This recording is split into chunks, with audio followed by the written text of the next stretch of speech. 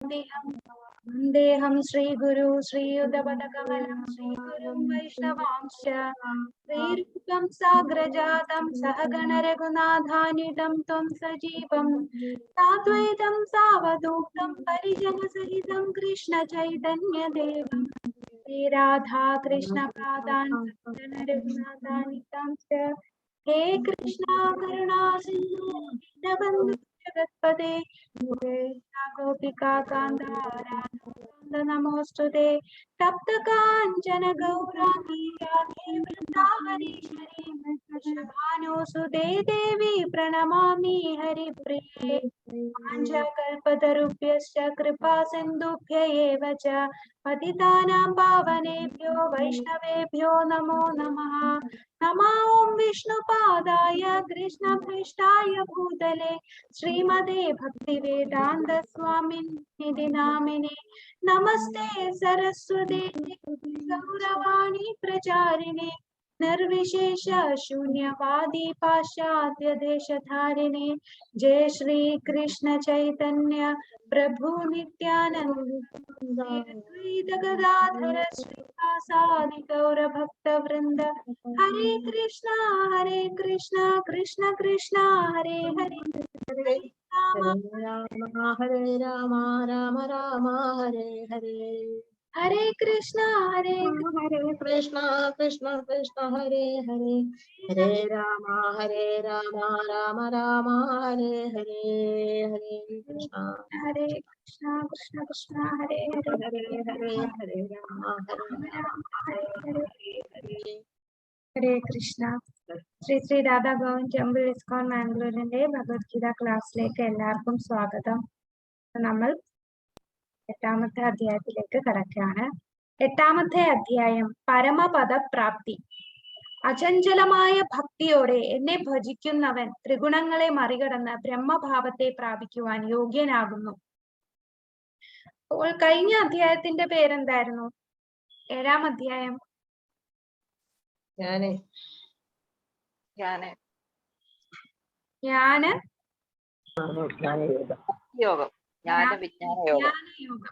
ജ്ഞാനവിജ്ഞാന യോഗമാണ് ഭഗവാൻ കഴിഞ്ഞ അധ്യായത്തിൽ പറഞ്ഞത്. അപ്പോൾ ഈ അധ്യായം എന്ന് പറയുന്നത് പരമപദ പ്രാപ്തി. കഴിഞ്ഞ അധ്യായത്തിൽ ഭഗവാൻ പറയുന്നുണ്ട്, അതായത് നമ്മൾ ഭക്തിയോഗം തുടങ്ങുകയാണ്. 7 തൊട്ട് 12 വരെയുള്ള അധ്യായങ്ങൾ ഭക്തിയോഗമാണ്. ഇപ്പൊ ഭക്തിയോഗയിൽ അദ്ദേഹം എന്തെല്ലാമാണ് ഭഗവാൻ പറഞ്ഞു തന്നത്? ഭഗവാന് ഭിന്നമായുള്ള പ്രകൃതിയുണ്ട്. ആ ഭിന്നമായ പ്രകൃതി എന്തൊക്കെയാണ്? ഭിന്നമായിട്ടുള്ള ശക്തി 8 എണ്ണം ഉണ്ട്. അത് ഏതൊക്കെയായിരുന്നു? ഓർമ്മയുണ്ടോ? പഞ്ചഭൂതം അടങ്ങിയ 5 എണ്ണവും, പിന്നെ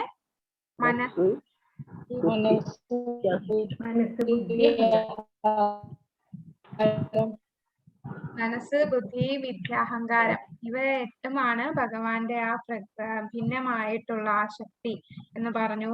പിന്നെ നമുക്ക് ഭഗവാനെ ഒരിക്കലും കാണാൻ സാധിക്കില്ല. നമ്മുടെ ഭൗതിക ഇന്ദ്രിയങ്ങൾക്ക് പരിമിതിയുണ്ട്. നമ്മളുടെ ഹൃദയം മാലിന്യം നിറഞ്ഞതാണ്. അതിനാൽ നമുക്ക് ഭഗവാനെ കാണാൻ സാധിക്കില്ല. എന്നാൽ ഭഗവാൻ തന്നെ പറയുകയാണ് ഭഗവാന്റെ ശക്തിയെക്കുറിച്ച്. എങ്ങനെ നമുക്ക് ഭഗവാനെ കാണാൻ സാധിക്കും? സൂര്യചന്ദ്രന്മാരിലെ വെളിച്ചമാണ് ഞാനെന്ന് പറയുന്നു. വെള്ളത്തിന്റെ രുചിയാണ് ഞാനെന്ന് പറയുന്നു. അപ്പൊ ഇതെല്ലാം നമ്മൾ എല്ലാ ദിവസവും അനുഭവിക്കുന്ന കാര്യങ്ങളാണ്. ഇതെല്ലാം കാണുമ്പോൾ നമുക്ക് ഭഗവാനെ ഓർക്കാൻ സാധിക്കും. ഭഗവാൻ നമ്മളുടെ കണ്ണുകൾ, നമുക്ക് ഒരു യോഗ്യതയും ഇല്ല ഭഗവാനെ കാണാൻ. ഒരു പ്രൈം മിനിസ്റ്റർ അല്ലെങ്കിൽ ചീഫ് മിനിസ്റ്ററിനെ കാണാൻ തന്നെ നമുക്ക് ഡയറക്റ്റ് ആയിട്ട് പോയി കാണാൻ സാധിക്കില്ല. അതുപോലെ ഇതിലും പരമ പുരുഷനായ ഭഗവാനെ നമുക്ക് അങ്ങനെ നേരിട്ട് കാണാനുള്ള യോഗ്യതയില്ല. എന്നാൽ ഭഗവാൻ തന്നെ അദ്ദേഹത്തിന്റെ ശക്തി കൊണ്ട് നമുക്ക് കാണാൻ സാധിക്കും. സൂര്യചന്ദ്രന്മാരിലെ വെളിച്ചം, മണ്ണിലെ മണം, അങ്ങനെ കുറെ എക്സാമ്പിൾസ് ഉണ്ട്. നമ്മൾ കുറച്ച് കാര്യങ്ങൾ മാത്രമേ പറഞ്ഞോളൂ. അതിനുശേഷം നിരന്തരം നമ്മൾ ഭഗവാനെ സ്മരിക്കണം.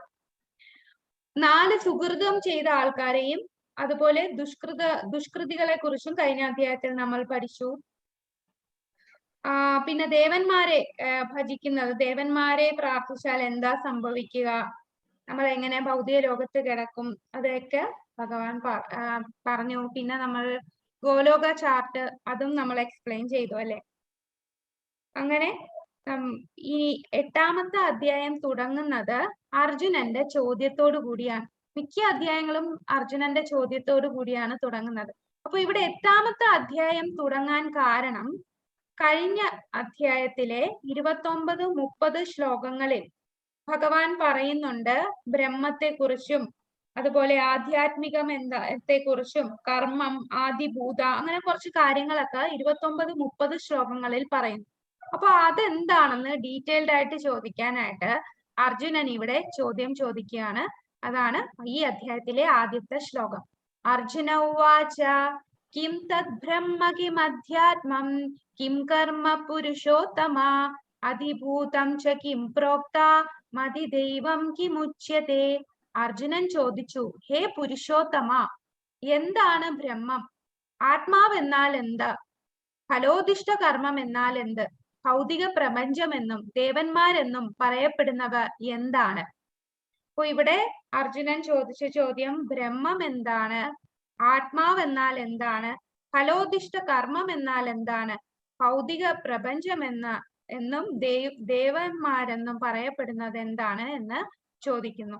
അടുത്ത ശ്ലോകത്തിൽ അധിയജ്ഞ കഥം ഗോത്ര അധേഹേസ്മി സൂദന പ്രയാണകാലേ ച കഥം ജ്ഞേയോസി നിയതാത്മഭി. മധുസൂദന, ആരാണ് യജ്ഞദേവത? ഈ ശരീരത്തിൽ അദ്ദേഹം എങ്ങനെ കുടികൊള്ളുന്നു? ഭക്തിയുത സേവന നിരതരായവർക്ക് മരണവേളയിൽ അങ്ങയെ എങ്ങനെ അറിയാൻ കഴിയും? അങ്ങനെ ഈ 1ഉം 2ഉം ശ്ലോകങ്ങളിൽ അർജുനൻ ഇവിടെ 8 ചോദ്യങ്ങളാണ് ചോദിക്കുന്നത്.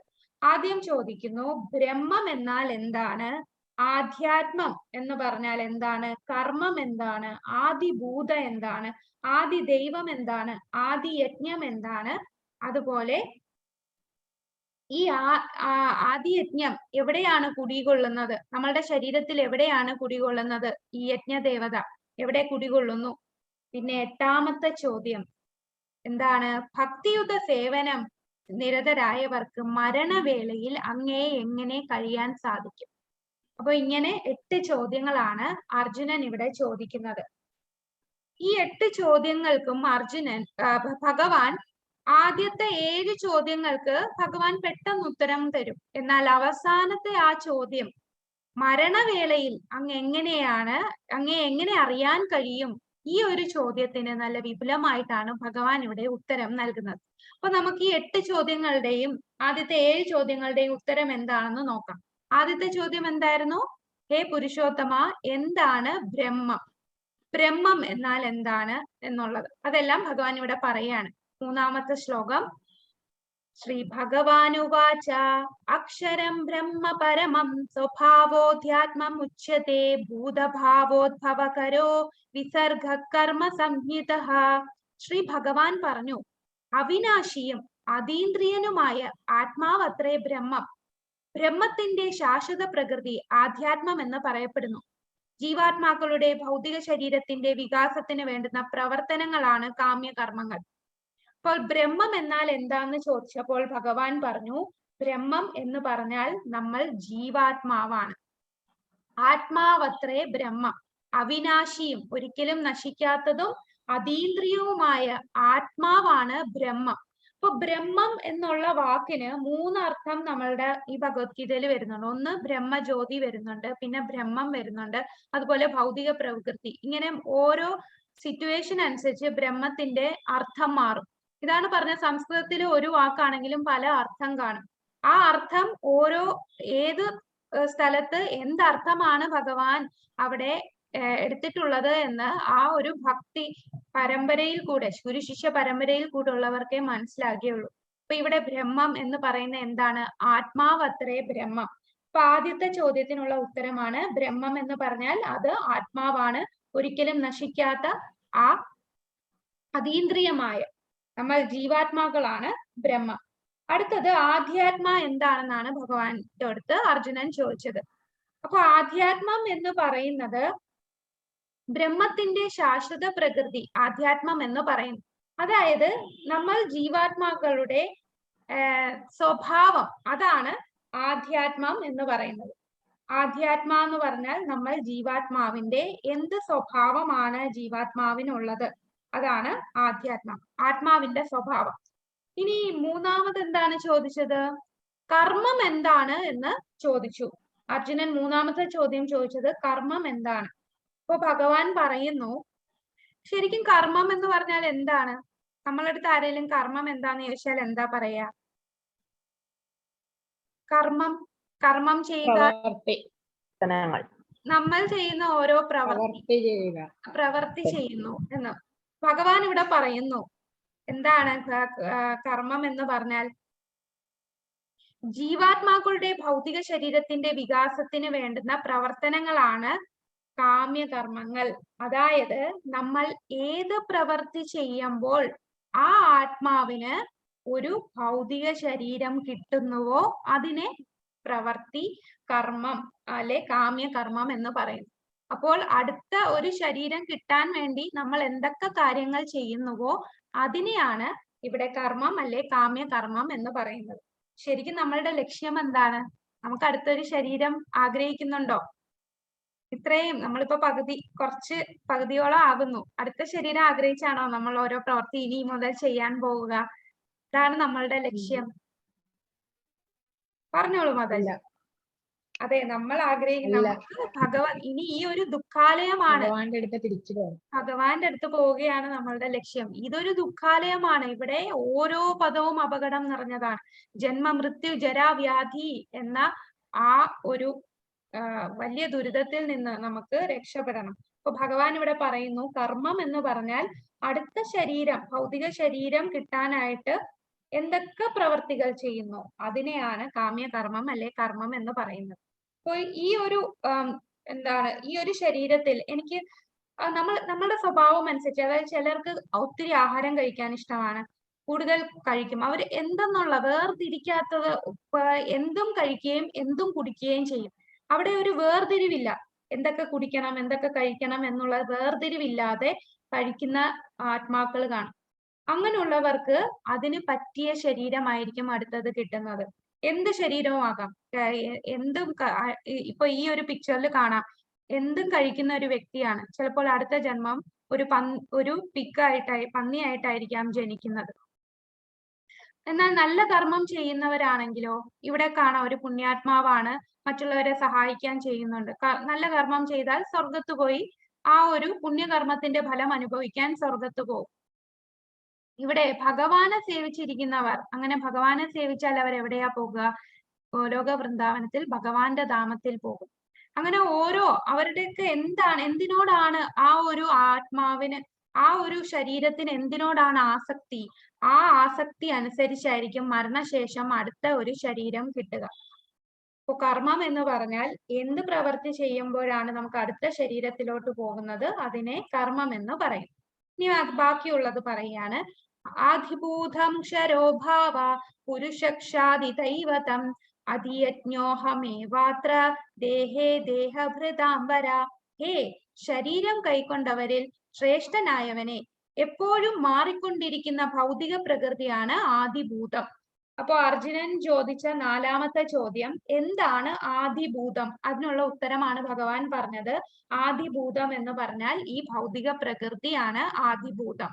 പ്രത്യക്ഷ പ്രപഞ്ചം, ആ ഭൗതിക പ്രകൃതി, ഈ ഭൗതിക പ്രകൃതിയിലാണ് നമ്മളുടെ ദേവീധാമം. ഇന്നലെ നമ്മൾ ഗോലോക ചാർട്ടിൽ കാണിച്ചു, ഭൗതികമായിട്ടുള്ള മെറ്റീരിയൽ വേൾഡ് ദേവീധാമം. അവിടെ ശംഭു ദേവിയുമാണ് ആ ഒരു ധാമത്തെ പരിപാലിക്കുന്ന. ശംഭുവിനും ദേവിക്കുമാണ് ആ ഒരു ഡ്യൂട്ടി കൊടുത്തിരിക്കുന്നത്.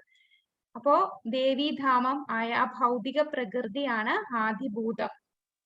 അടുത്ത ചോദ്യം എന്താണ് അർജുനൻ ചോദിച്ചത്? ആദി ദൈവം എന്താണ് എന്ന് അർജുനൻ ചോദിച്ചു. സൂര്യനെയും ചന്ദ്രനെയും ദേവന്മാരെയും ഉൾക്കൊള്ളുന്ന ഭഗവാന്റെ വിശ്വരൂപം ആദി ദൈവം എന്ന് പറയുന്നു. അപ്പോൾ അർജുനൻ ചോദിച്ച അഞ്ചാമത്തെ ചോദ്യത്തിന് ഉത്തരമാണ് ഭഗവാൻ പറഞ്ഞത്. അഞ്ചാമത്തെ ചോദ്യം എന്താണ്? ആദി ദൈവം എന്ന് പറഞ്ഞാൽ എന്താണ്? അപ്പൊ ഭഗവാൻ എന്താ പറഞ്ഞത്? ആ എല്ലാം അടങ്ങിയിട്ടുള്ള വിശ്വരൂപം. ആ വിശ്വരൂപം നമ്മൾ 11ാമത്തെ അധ്യായത്തിൽ പഠിക്കും. ആ വിശ്വരൂപത്തിൽ സൂര്യനെയും ചന്ദ്രനെയും ദേവന്മാരെയും എല്ലാം ആ വിശ്വരൂപത്തിൽ കാണാം. സൂര്യചന്ദ്രന്മാരും എല്ലാ ദേവന്മാരും അടങ്ങിയ ആ വിശ്വരൂപം, അതാണ് ആദി ദൈവം. ഇനി അർജുനൻ ചോദിച്ച 6ാമത്തെ ചോദ്യം, ആദിയജ്ഞം എന്നാൽ എന്താണ്? അതുപോലെ 7ാമത്തെ ചോദ്യം ചോദിച്ചു, ഈ ആദിയജ്ഞം എവിടെയാണ് മനുഷ്യ ശരീരത്തിൽ സ്ഥിതി ചെയ്യുന്നത്? അതിനുള്ള ഉത്തരമാണ് ഭഗവാൻ പറയുന്നത്. സകല ശരീരങ്ങളുടെയും ഹൃദയത്തിൽ വാണരുളുന്ന പരമാത്മാവായ ഞാൻ, അതായത് ഭഗവാൻ കൃഷ്ണൻ, ആദിയജ്ഞൻ എന്നും അറിയപ്പെടുന്നു. അപ്പോ ആദിയജ്ഞം എന്ന് പറയുന്നത് എന്താണ്? പരമാത്മാവ്, ഭഗവാൻ, പരമാത്മ രൂപത്തിലുള്ള ഭഗവാനാണ് ആദിയജ്ഞം. എവിടെയാണ് ആദിയജ്ഞം സ്ഥിതി ചെയ്യുന്നത്? എല്ലാ ശരീരങ്ങളുടെയും ഹൃദയത്തിൽ. എല്ലാവരുടെയും ഹൃദയത്തിൽ 2 പേരുണ്ട്. നമ്മളുടെ എല്ലാവരുടെയും ഹൃദയത്തിൽ രണ്ട് പേര്. ആരൊക്കെയാണ് ആ 2 പേരെന്ന് പറയുന്നത്? ആത്മാവും പരമാത്മാവും. ജീവാത്മാവ്. നമ്മൾ ജീവാത്മാവും നമ്മളുടെ തൊട്ടടുത്ത് ഭഗവാൻ പരമാത്മാവായിരിക്കും. അപ്പൊ ആ ഭഗവാൻ പരമാത്മാവാണ് ആദി യജ്ഞം. അപ്പൊ ആദിയജ്ഞം സ്ഥിതി ചെയ്യുന്നത് സകല ശരീരങ്ങളുടെയും ഹൃദയത്തിൽ വാഴുന്നു. അങ്ങനെ 7 ചോദ്യങ്ങൾക്കുള്ള ഉത്തരമാണ് ഈ 4ാമത്തെ ശ്ലോകം കൊണ്ട് ഭഗവാൻ പറയുന്നത്. ഇനി 5ാമത്തെ ശ്ലോകം, ഇത് തൊട്ട് വളരെ പ്രധാനപ്പെട്ട ശ്ലോകമാണ്. അന്ധകാലേ ച മാമേവ സ്മരൻ മുക്ത്വാ കലേവരം യഃ പ്രയാതി സമദ്ഭാവം യാതി നാസ്ത്യത്ര സംശയഃ. മരണസമയത്ത് എന്നെ തന്നെ സ്മരിച്ചുകൊണ്ട് ശരീരം ത്യജിക്കുന്നവൻ എന്റെ ഭാവത്തെ ഉടൻ തന്നെ പ്രാപിക്കുമെന്ന് സംശയമില്ല. മരണം എന്ന് പറയുന്നത് വളരെ വേദനാജനകമാണ്. നമ്മൾ ആത്മാവ് ഈ ശരീരം വിട്ടു പോവുകയാണ്. ആ സമയത്ത് നമ്മൾ ഭഗവാനെയാണ് മനസ്സിൽ സ്മരിക്കുക എന്നുള്ളത്. മരണസമയത്ത് എന്നെ തന്നെ സ്മരിച്ചുകൊണ്ട് ശരീരം ത്യജിക്കുകയാണെന്നുണ്ടെങ്കിൽ, ഭഗവാനെ സ്മരിച്ചുകൊണ്ടാണ് നമ്മൾ ശരീരം വെടിയുന്നത് എന്നുണ്ടെങ്കിൽ, നമുക്ക് എന്താണ്? ഭഗവാന്റെ ഭാവത്തിൽ, അതായത് ഭഗവാന്റെ ധാമത്തിൽ നമുക്ക് എത്താൻ സാധിക്കും. അതിന് ഒരു സംശയമില്ല. നമുക്ക് പിന്നെ പുനർജന്മമില്ല. എന്നാൽ വളരെ പ്രയാസമാണ് ഈ ഒരു കാര്യം. അന്ത്യകാലത്ത് ഭഗവാനെ ഓർക്കുക എന്നുള്ളത് അത്ര എളുപ്പമായിട്ടുള്ള കാര്യമല്ല. കാരണം കുലശേഖർ ആൾവാർ എന്ന് പറയുന്നത് രാമാനുജ പരമ്പരയിൽ വരുന്നതാണ്. ആൾവാർ എന്ന് പറഞ്ഞാൽ വലിയ രാജാവായിരുന്നു. അദ്ദേഹം വലിയ ഭക്തനാണ് ഭഗവാന്റെ. അദ്ദേഹം പറഞ്ഞിട്ടുണ്ട്, എനിക്ക് ഇപ്പോൾ, അതായത് എനിക്ക് ആരോഗ്യമുള്ളപ്പോൾ ഉടൻ മരിക്കണം എന്നതാണ് ഉത്തമം. കാരണം ഞാൻ വാർദ്ധക്യത്തിൽ എത്തുമ്പോൾ, മരണസമയമാകുമ്പോൾ എന്റെ ശരീരം, ഇന്ദ്രിയങ്ങൾ ഇതൊന്നും പ്രവർത്തിക്കില്ല. ഖണ്ഡത്തിൽ കഫം കെട്ടിക്കിടക്കും. ആ കഫം കാരണം എനിക്ക് മന്ത്രം ജപിക്കാൻ സാധിക്കില്ല. അതിനാൽ ഈ ആരോഗ്യമുള്ളപ്പോൾ തന്നെ ഞാൻ മരിക്കുന്നതാണ് ഞാൻ ആഗ്രഹിക്കുന്നത്. നമ്മൾ ജീവിതത്തിൽ ഒരാൾ ചെയ്യുന്ന കർമ്മങ്ങളെല്ലാം പരീക്ഷിക്കുന്നതാണ് മരണവേള. അത്രയും ഇമ്പോർട്ടന്റ് ആണ് മരണം എന്ന് പറയുന്നത്. അപ്പൊ നമ്മളെല്ലാം പറയും, എന്തിനാ ഈ മരണത്തെ കുറിച്ച് പറയുന്നത്? ഇത് ഭയങ്കര നെഗറ്റീവ് അല്ലേ? എന്നാൽ എത്ര നെഗറ്റീവ് ആണേലും ആ ഒരു സത്യം എന്ന് വേണമെങ്കിലും നമ്മളെ തേടി വരാം. ചെറുപ്പമാണ്, ഇനി ഒത്തിരി സമയമുണ്ടല്ലോ എന്നോർത്ത് ആധ്യാത്മികതയിൽ വരാത്തവർ അറിയുന്നില്ല. അവരുടെ കൺമുമ്പിൽ എത്ര പേർ മരിക്കുന്നു, എത്ര പ്രായമുള്ളവർ മരിക്കുന്നു, അവർ മനസ്സിലാക്കുന്നില്ല. അവരുടെ ചിന്ത എന്താണ്? എനിക്കിപ്പോഴൊന്നും മരണമില്ല, അതൊക്കെ എപ്പോഴോ വരുന്നതല്ലേ. എന്നാൽ എപ്പോ വേണേലും ഏത് സമയവും വരുന്ന ഒരു സംഭവമാണ് ഈ മരണം എന്ന് പറയുന്നത്. ഈ മരണം സമയം, നമ്മളുടെ ഈ ഒരു ജീവിതം ശരിക്കും ആ മരണത്തിന് വേണ്ടിയുള്ള തയ്യാറെടുപ്പാണ്. മരണസമയം നമ്മൾ എന്ത് ചിന്തിക്കുന്നുവോ അതനുസരിച്ചായിരിക്കും നമുക്ക് അടുത്ത ശരീരം ലഭിക്കുക. അപ്പോൾ life is A preparation for the final examination of death എന്നിങ്ങനെ ശ്രീല പ്രഭുപാദർ പറയും. അന്തേ നാരായണ സ്മൃതി ശ്രീമദ് ഭാഗവതത്തിൽ പറയുന്നു, ജീവിതം മരണത്തിനായിട്ടുള്ള തയ്യാറെടുപ്പാണ്. അപ്പൊ നമ്മൾ ഈ ജീവിതം മൊത്തം തയ്യാറെടുക്കണം. എന്ത്? മരണസമയത്ത് ആരെ ചിന്തിക്കാൻ? ഭഗവാനെ ചിന്തിക്കാൻ. ഭഗവാനെ സ്മരിച്ചുകൊണ്ട് നമ്മൾ ആ മരിക്കുകയാണെങ്കിൽ നമുക്ക് ഭഗവാന്റെ പരമപദം പോകാൻ സാധിക്കും, പരമപദ പ്രാപ്തി ലഭിക്കും. ഇല്ലെങ്കിൽ അടുത്ത ഒരു ശരീരം ആ ബോധം അനുസരിച്ച് കിട്ടുകയാണ് ചെയ്യുന്നത്. ഭഗവാനെ എപ്പോഴും ഓർക്കാൻ, നമുക്ക് ആ നാമം ജപിക്കാൻ, അതിന് നമ്മൾ എപ്പോഴും തയ്യാറെടുത്തുകൊണ്ടേയിരിക്കണം. ഏത് നിമിഷമാണ് ഇത് നമ്മളെ തേടിയെത്തുക എന്ന് അറിയില്ല. അപ്പോ ഈ ഒരു ജന്മം ഇത്രയും നമ്മൾ ഭാഗ്യം കിട്ടി, നമ്മൾ ഈ സത്യം എന്താണെന്ന് മനസ്സിലാക്കി ജീവിതം വെറുതെ ആഘോഷിച്ചു കളയാനുള്ളതല്ല. വളരെ കുറച്ചു കാലത്തേക്ക് നേരമുള്ള ആ സന്തോഷത്തിന് വേണ്ടി കളയാനുള്ളതല്ല. ആ ജീവിതം നമ്മൾ ആ മരണത്തിന് വേണ്ടിയുള്ള തയ്യാറെടുപ്പാണ്. അവിടെ ഭഗവാനിൽ തന്നെ മനസ്സുറപ്പിച്ച് നമ്മൾക്ക് ആർക്കും ശരിക്കും നമ്മൾ ആത്മാവാണ്, നമുക്ക് മരണമില്ല. ഈ ശരീരത്തിനാണ് മരണം. അപ്പൊ ഈ ആത്മാവ് അടുത്ത ഏത് ശരീരമാണ് എടുക്കുക എന്നുള്ളത് മരണസമയത്ത് നമ്മളുടെ ആ ബോധം അനുസരിച്ചിരിക്കും. ആ ബോധം ഭഗവാനിലാക്കിയാൽ നമുക്ക് ഭഗവാനിൽ തന്നെ എത്തിച്ചേരാൻ സാധിക്കും. യുധിഷ്ഠിരൻ യമരാജനും തമ്മിലുള്ള ഒരു കോൺവെർസേഷൻ ഉണ്ട്. അതില് യമരാജൻ ചോദിക്കും, ഏറ്റവും ആശ്ചര്യമായിട്ട് തോന്നുന്നത് എന്താണ് എന്നൊരു ചോദ്യം ചോദിക്കുമ്പോൾ യുധിഷ്ഠിരൻ പറയും, എല്ലാരും എപ്പോഴും നമ്മൾ മരണം കാണും. ഒരു ദിവസം തന്നെ എത്ര മരണമാണ് കാണുക. മരണം എന്ന് പറഞ്ഞാൽ മനുഷ്യന്റെ മരണം മാത്രമാവണമെന്നില്ല. എത്ര ജീവജാലങ്ങൾ, ചെറിയ ചെറിയ പ്രാണികളെല്ലാം നമ്മൾ അതിനെയൊക്കെ ചുമ്മാ എന്താണ് അതിനെയൊക്കെ തൂത്ത് വെറുതെ കളയുകയാണ് ചെയ്യുന്നത്. അതും ഓരോ ആത്മാവാണ്, നമ്മൾ അത് ചിന്തിക്കുന്നില്ല. എന്നാൽ അതിന് വന്ന പോലെ നമുക്കും മരണം ഉണ്ടാകും. ഞാൻ ഒരിക്കലും മരിക്കില്ല എന്ന ചിന്താഗതിയിലാണ് എല്ലാരും ജീവിക്കുന്നത്. അത് ഭയങ്കര ആശ്ചര്യമായി തോന്നുന്നു.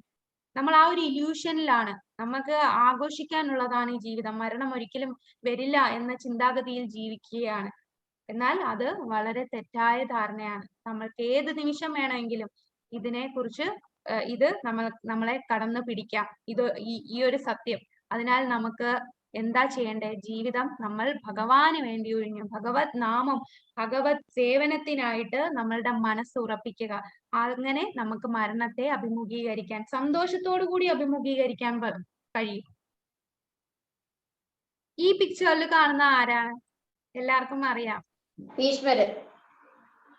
ഭീഷ്മർ ശരശയ്യയിൽ കിടക്കുകയാണ് അല്ലെ. ഇപ്പൊ ഭീഷ്മർ ദേവൻ ഈ ശരശയ്യയിൽ കിടക്കുക എന്ന് പറഞ്ഞാൽ ഒരു ചെറിയ സ്ഥലം പോലും ഇല്ല. തലയുടെ അറ്റം വരെ എല്ലായിടത്തും ഇങ്ങനെ അമ്പ് തുളച്ചു കയറിക്കൊണ്ടിരിക്കുകയാണ്. അത്രയ്ക്കും വേദനാജനകമാണ് ആ ഒരു കിടപ്പ്. ഏത് നിമിഷം വേണമെങ്കിലും അദ്ദേഹത്തിന് ഒരു വരം കിട്ടിയിട്ടുണ്ട്, താൻ ആഗ്രഹിക്കുമ്പോൾ മാത്രമേ താൻ മരിക്കുകയുള്ളൂ എന്ന്. അങ്ങനെ അദ്ദേഹം എന്താണ് ചെയ്തത്? ആ വരം കറക്റ്റ് ആയിട്ട് യൂട്ടിലൈസ് ചെയ്തു ഭീഷ്മദേവൻ. ഭഗവാനെ വിളിച്ചു, എനിക്ക് അവസാനമായി ഭഗവാനെ വിഷ്ണു സഹസ്രനാമം ചൊല്ലി ഉത്തരായണ സമയം നോക്കി ഭഗവാനെ തന്നെ മനസ്സിൽ ധ്യാനിച്ച് ഭഗവാന്റെ ആ 4 കൈകളുള്ള രൂപത്തെയാണ് അദ്ദേഹം ആഗ്രഹിച്ചത്. ആ 4 കൈകളുള്ള രൂപം കണ്ടാണ് ഭീഷ്മദേവൻ തന്റെ അന്ത്യം, അവസാന സമയം സ്മരിച്ചത്. അങ്ങനെ ഭഗവത് പദം പോവുകയാണ് ചെയ്തത്. കൃഷ്ണാവബോധത്തോടെ ദേഹത്യാഗം ചെയ്യുന്നവൻ ഉടനെ ഭഗവാന്റെ അതീന്ദ്രിയ ഭാവം കൈക്കൊള്ളുന്നു. പരമ പാവനമാണ് ഭഗവാൻ. തന്മൂലം നിരന്തരം കൃഷ്ണാവബോധത്തോടെ ഇരിക്കുന്നവരും പരമപാവനരത്രേ. സ്മരണം എന്ന വാക്ക് സുപ്രധാനമാണ് ഇവിടെ. ഭക്തിപൂർവമായ സേവനത്തിലൂടെ കൃഷ്ണാബോധം പുലർത്തി പോരാത്ത ഒരു ജീവന് പവിത്രതയില്ലാത്തത് കൊണ്ട് കൃഷ്ണസ്മരണ സാധിക്കില്ല. അപ്പൊ വിചാരിക്കുമോ, അവസാനം മരിക്കുന്ന സമയത്ത് കൃഷ്ണനെ ആലോചിച്ചാ പോരെ? അത് ആ സമയം ആവട്ടെ, അപ്പൊ ഞാൻ ആലോചിക്കാം. അങ്ങനെ നമുക്ക് ആലോചിക്കാൻ പറ്റുമോ? ആ സമയത്ത് എന്തായിരിക്കും നമ്മളുടെ ചിന്താഗതി? ഒരിക്കലും നമുക്കങ്ങനെ അത്ര സിമ്പിൾ ആയിട്ട് കളയുന്ന കാര്യമല്ല. നമ്മളുടെ ജീവിതകാലം മൊത്തവും നമ്മൾ ചെയ്ത് എന്തിനോടാണ് നമുക്ക് ആ ആസക്തി ഉള്ളത്, ആ കാര്യം മാത്രമേ നമുക്ക് ആ സമയത്ത് ബോധം കാണത്തുള്ളൂ. നമുക്ക് പോലും അറിയില്ല എന്താണ് ചിന്തിക്കുന്നത് എന്ന്. ആ സമയത്ത് ഭഗവാനെ പോലും ചിന്തിക്കാൻ തോന്നില്ല. അതിനാൽ നമ്മൾ ഭക്തിയുത സേവനം ചെയ്താൽ, കൃഷ്ണാബോധത്തോടെ കൂടി ഇരിക്കുകയാണെന്നുണ്ടെങ്കിൽ നമുക്ക് ഭഗവാന്റെ അതീന്ദ്രിയ ഭാവം കൈക്കൊള്ളാൻ സാധിക്കും. ഒരാൾ ജീവിതത്തിന്റെ ആരംഭഘട്ടം മുതൽക്കേ കൃഷ്ണാബോധം ശീലിക്കണം. നിര്യാണ വേളയിൽ വിജയം വരിക്കണമെങ്കിൽ കൃഷ്ണസ്മരണ അത്യന്താപേക്ഷിതമാണ്. അപ്പൊ നമ്മൾ എന്താ ചെയ്യുക? കൃഷ്ണസ്മരണ എപ്പോഴും കിട്ടാൻ, കൃഷ്ണാവബോധത്തോടെ ഇരിക്കാൻ, അതിന് ഭഗവാൻ തന്നെ ആ എളുപ്പമുള്ള മന്ത്രം ചൈതന്യ മഹാപ്രഭു തന്നിട്ടുണ്ട്. എന്താണ്? ഹരേ കൃഷ്ണ കൃഷ്ണ കൃഷ്ണ ഹരേ ഹരേ, ഹരേ രാമ രാമ രാമ ഹരേ ഹരേ എന്ന മഹാമന്ത്രം ഉരുവിട്ടുകൊണ്ടേ ഇരുന്നാൽ നമുക്ക് എപ്പോഴും ഭഗവാനെ സ്മരിക്കാൻ സാധിക്കും. അത്ര എളുപ്പമാണ്. നമ്മൾ ഈ ഹരേ കൃഷ്ണ മഹാമന്ത്രം നിരന്തരം ചൊല്ലിക്കൊണ്ടിരുന്നാ മതി. എല്ലാ ദിവസം മിനിമം 108 വട്ടം ഹരേ കൃഷ്ണ മഹാമന്ത്രം ചൊല്ലൂ. പയ്യെ പയ്യെ നമ്മൾ ആ എണ്ണം കൂട്ടിക്കൊണ്ടു നമുക്ക് തന്നെ മനസ്സിലാവും നമ്മൾ കൂടുതൽ ഭഗവാനെ അറിയാൻ തുടങ്ങും. ഭഗവാൻ നമ്മളെ എല്ലാം ഇപ്പൊ ഒരു കർട്ടൻ, മായയുടെ കർട്ടൻ വെച്ച് മറച്ചിരിക്കുകയാണ്. ഭഗവാനെ കൂടുതൽ റിവീൽ ചെയ്യില്ല. എന്നാൽ നമ്മൾ നാമം ജപിക്കും തോറും പയ്യെ ആ കർട്ടൻ തുറന്ന് നമ്മൾ ഭഗവാനെ കുറിച്ച് കൂടുതൽ കൂടുതൽ അറിയാനുള്ള സാഹചര്യം ഭഗവാൻ തന്നെ നമുക്ക് കൊണ്ടുതരും. അങ്ങനെ നമ്മൾ ഭഗവാനെ കൂടുതൽ അറിയുകയും നിരന്തരം ഭഗവാനെ തന്നെ ആ ഒരു ഓർമ്മയിൽ കൊണ്ടുവരാനും നമുക്ക് സാധിക്കും. അങ്ങനെ ആ അവസാന പരീക്ഷയായ ആ മരണ സമയത്ത് നമുക്ക് വിജയം വരിക്കാൻ സാധിക്കും. അതാണ് ഫൈനൽ എക്സാമിനേഷൻ. നമ്മൾ എല്ലാവരുടെയും ജീവിതത്തിലെ അവസാന പരീക്ഷയാണ്. ഇനിയൊരു ജന്മം വേണ്ടാതിരിക്കാൻ നമ്മൾ ഈ ജന്മം തന്നെ ആ പരീക്ഷയ്ക്ക് വേണ്ടി നന്നായിട്ട് പ്രിപ്പയർ ചെയ്യുകയാണ് ചെയ്യേണ്ടത്. വൃക്ഷത്തെ പോലെ സഹനശക്തി ഉണ്ടാവണം. തരോരിവ സഹിഷ്ണുന എന്നാണ് ശ്രീ ചൈതന്യ മഹാപ്രഭു ഉപദേശിക്കുന്നത്. തരൂരവി സഹിഷ്ണുന. ഹരേ കൃഷ്ണ നാമം ജപിക്കുന്ന ഒരു വ്യക്തിക്ക് പല വിഘ്നങ്ങളും നേരിട്ടേക്കാം. എങ്കിലും എല്ലാം സഹിച്ചുകൊണ്ട് ഹരേ കൃഷ്ണ കൃഷ്ണ കൃഷ്ണ ഹരേ ഹരേ, ഹരേ രാമ രാമ രാമ ഹരേ ഹരേ എന്ന നാമജപം തുടരുക തന്നെ വേണം. എന്നാൽ ജീവിതാന്ത്യത്തിൽ കൃഷ്ണാവബോധത്താലുള്ള പ്രയോജനം തികച്ചും അനുഭവപ്പെടും. നമുക്ക് എന്തൊക്കെ പ്രശ്നങ്ങൾ ഉണ്ടായാലും നമ്മൾ അതിനെല്ലാം സഹിച്ച് ഹരേ കൃഷ്ണ മഹാമന്ത്രം ചൊല്ലുക. പരീക്ഷയ്ക്കൊക്കെ കുട്ടികൾ പ്രിപ്പയർ ചെയ്യുന്ന കാണാം അല്ലെ, അവസാന പരീക്ഷ ഫൈനൽ എക്സാം വരുമ്പോ അവരെന്തൊക്കെ പ്രശ്നങ്ങൾ ഉണ്ടെങ്കിലും കഷ്ടപ്പെട്ടിരുന്ന് പഠിക്കും.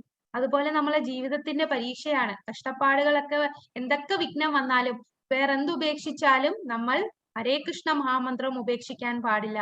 എല്ലാ വിഘ്നങ്ങളെയും നേരിട്ട് നമ്മൾ അതെല്ലാ വിഘ്നങ്ങളെയും സഹിച്ചുകൊണ്ട് ഹരേ കൃഷ്ണ നാമജപം തുടരുക തന്നെ ചെയ്യാം.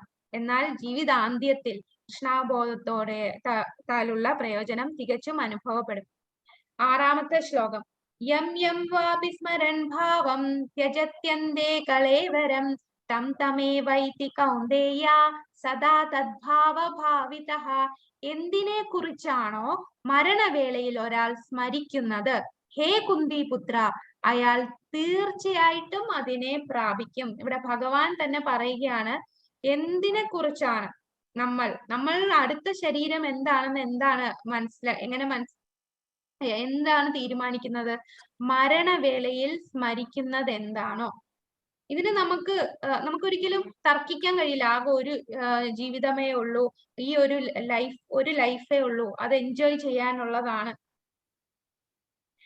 അതുകൊണ്ട് ഇതൊക്കെ വെറുതെ പറയുന്നതാണ്. അങ്ങനെയൊക്കെ വെറുതെ പറയുന്നവർ അങ്ങനെ ചിന്തിക്കും. പക്ഷെ സത്യം ഇത് തന്നെയാണ്. ഭഗവാൻ സ്വയം പറയുകയാണ് എന്തിനെ കുറിച്ചാണോ മരണവേളയിൽ ഒരാൾ സ്മരിക്കുന്നത്, ഹേ കുന്തിപുത്ര, തീർച്ചയായിട്ടും അയാൾ അതിനെ പ്രാപിക്കും. അപ്പോ ഈ പിക്ചറിൽ കാണിച്ചിരിക്കുന്നത് ആരാണ്? ജഡഭരതൻ. ജഡഭരതൻ ആദ്യത്തെ ജന്മം, അത് 3ാമത്തെ അല്ലേ?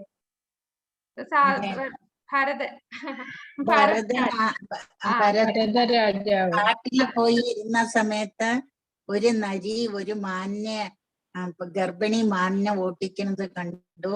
അത് കണ്ടിട്ട് അങ്ങനെ ആ നരിയെ കണ്ട് പുഴ എടുത്ത് ചാടുമ്പോ വെള്ളത്തിൽ പ്രസവിക്കും.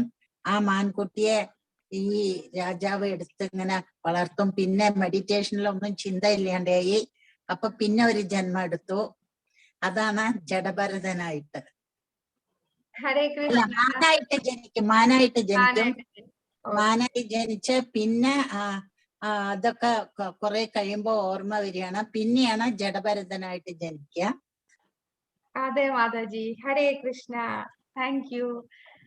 അപ്പോ ഭരത രാജാവ് വളരെ വലിയ രാജാവാണ്.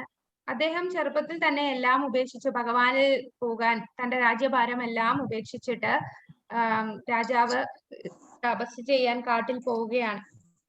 ഭാവഭക്തിയിൽ വരെ എത്തിയ വ്യക്തിയാണ്. അത്രയും വലിയ ഭക്തനാണ്. ഭാവഭക്തി സ്റ്റേജിൽ എത്തിയതാണ്. 9 സ്റ്റേജ് ഉണ്ട് ഭക്തിയിൽ. അതില് ഭാവഭക്തി 8ാമത്തെ സ്റ്റേജ് ആണ്.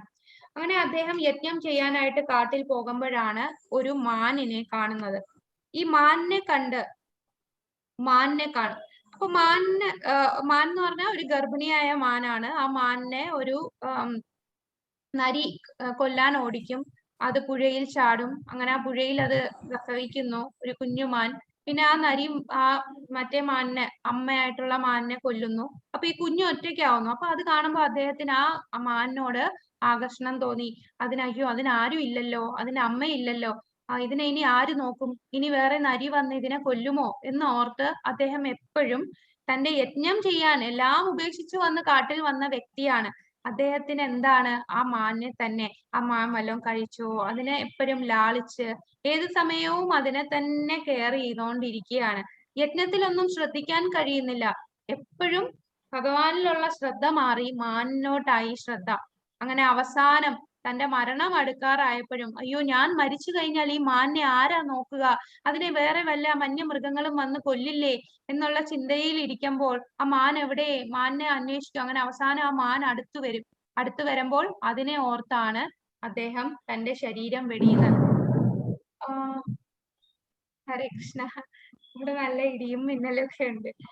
ഓക്കെ, അപ്പോ ആ ശരീരം വെടിയുമ്പോൾ ആ ആത്മാവ് നേരെ കയറി എന്താണ് ആവുന്നത്, മാനായിട്ടാണ് വരുന്നത്. അതാണ് എന്തിനെ കുറിച്ചാണോ മരണവേളയിൽ ഒരാൾ സ്മരിക്കുന്നത്. അപ്പൊ ഇവിടെ അദ്ദേഹം ആരെയാണ് സ്മരിച്ചത്, മാനിനെയാണ് സ്മരിച്ചത്.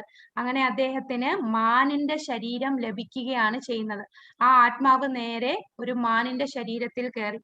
പിന്നീട് അദ്ദേഹം അത്രയും ഭക്തി ചെയ്തത് കൊണ്ട് ഈ മാൻ കൂടുതൽ വലിയ ഭക്തന്മാരുടെ സമ്പർക്കം ഉണ്ടായി. ആ മാനിനെല്ലാം ഓർമ്മ കിട്ടി, കഴിഞ്ഞ ജന്മം താൻ ചെയ്തതോ എല്ലാം ഉപേക്ഷിച്ച് വന്നെങ്കിലും തനിക്ക് ആ മാനിനോടുള്ള ആ ഒരു അട്രാക്ഷൻ കാരണമാണ് തനിക്ക് ശരീരം ലഭിച്ചതും എന്നുള്ള എല്ലാ ബോധവും മാനിനുണ്ടായിരുന്നു. അങ്ങനെ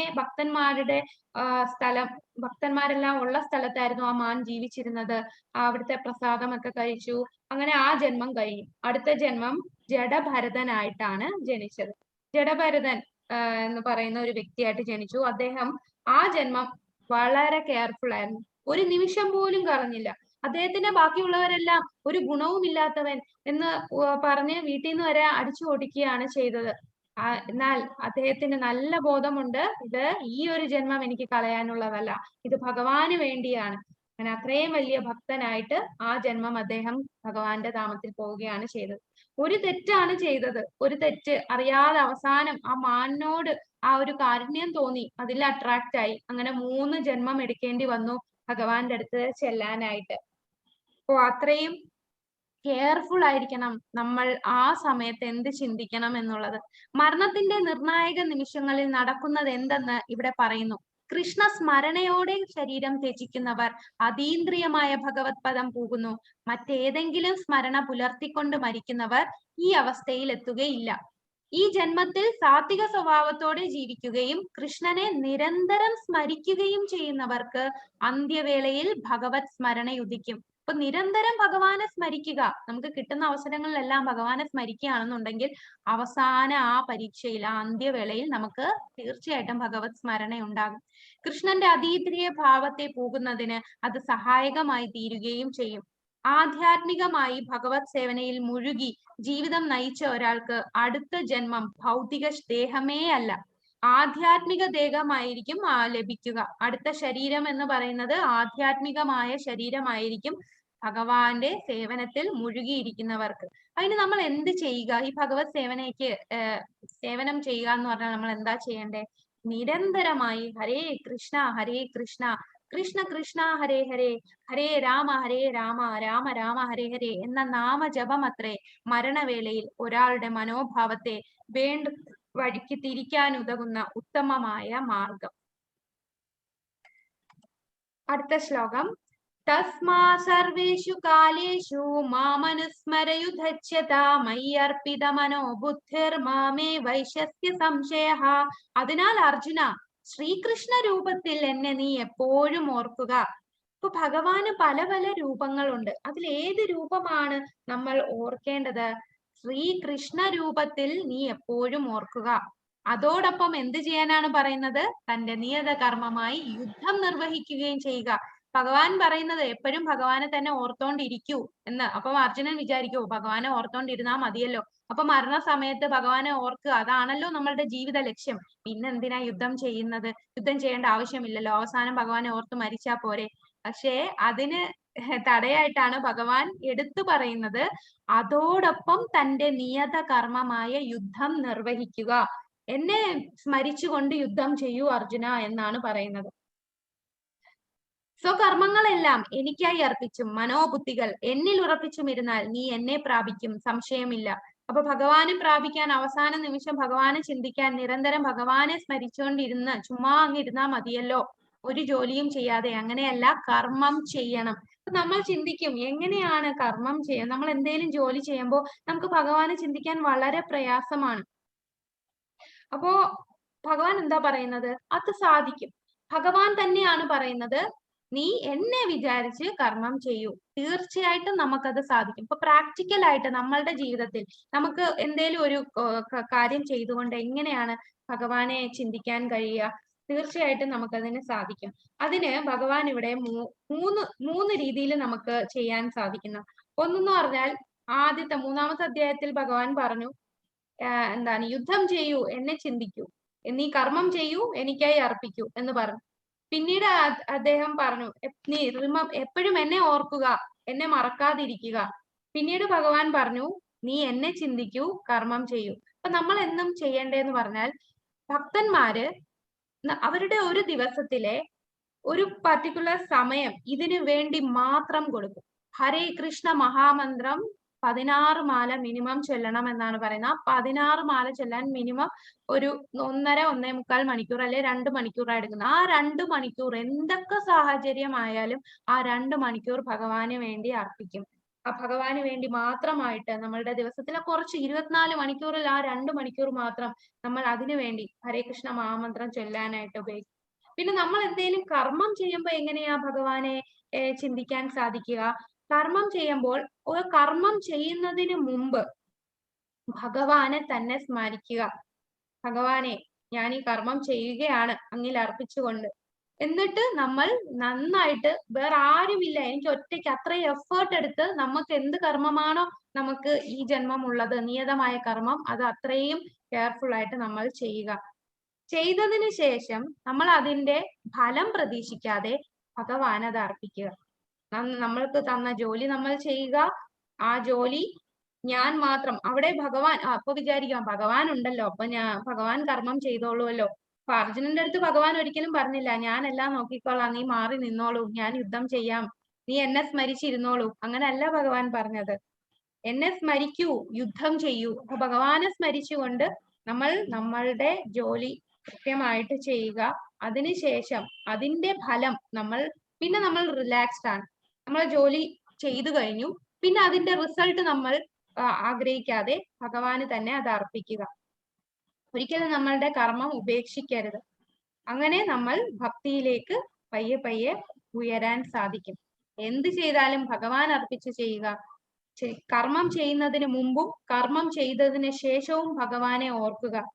നിരന്തരം ഹരേ കൃഷ്ണ മഹാമന്ത്രം ചൊല്ലുക. ഇതാണ് നമ്മൾ പ്രാക്ടിക്കലി നമ്മളുടെ ജീവിതത്തിൽ എങ്ങനെയാണ് ഭഗവാനെ ഓർക്കാൻ സാധിക്കുന്നത് എന്ന് പറയുന്നത്. ഈ പിക്ചറിൽ കാണിച്ചിരിക്കുന്നത് ആരാണ്? ഈ കുട്ടി എവിടെ?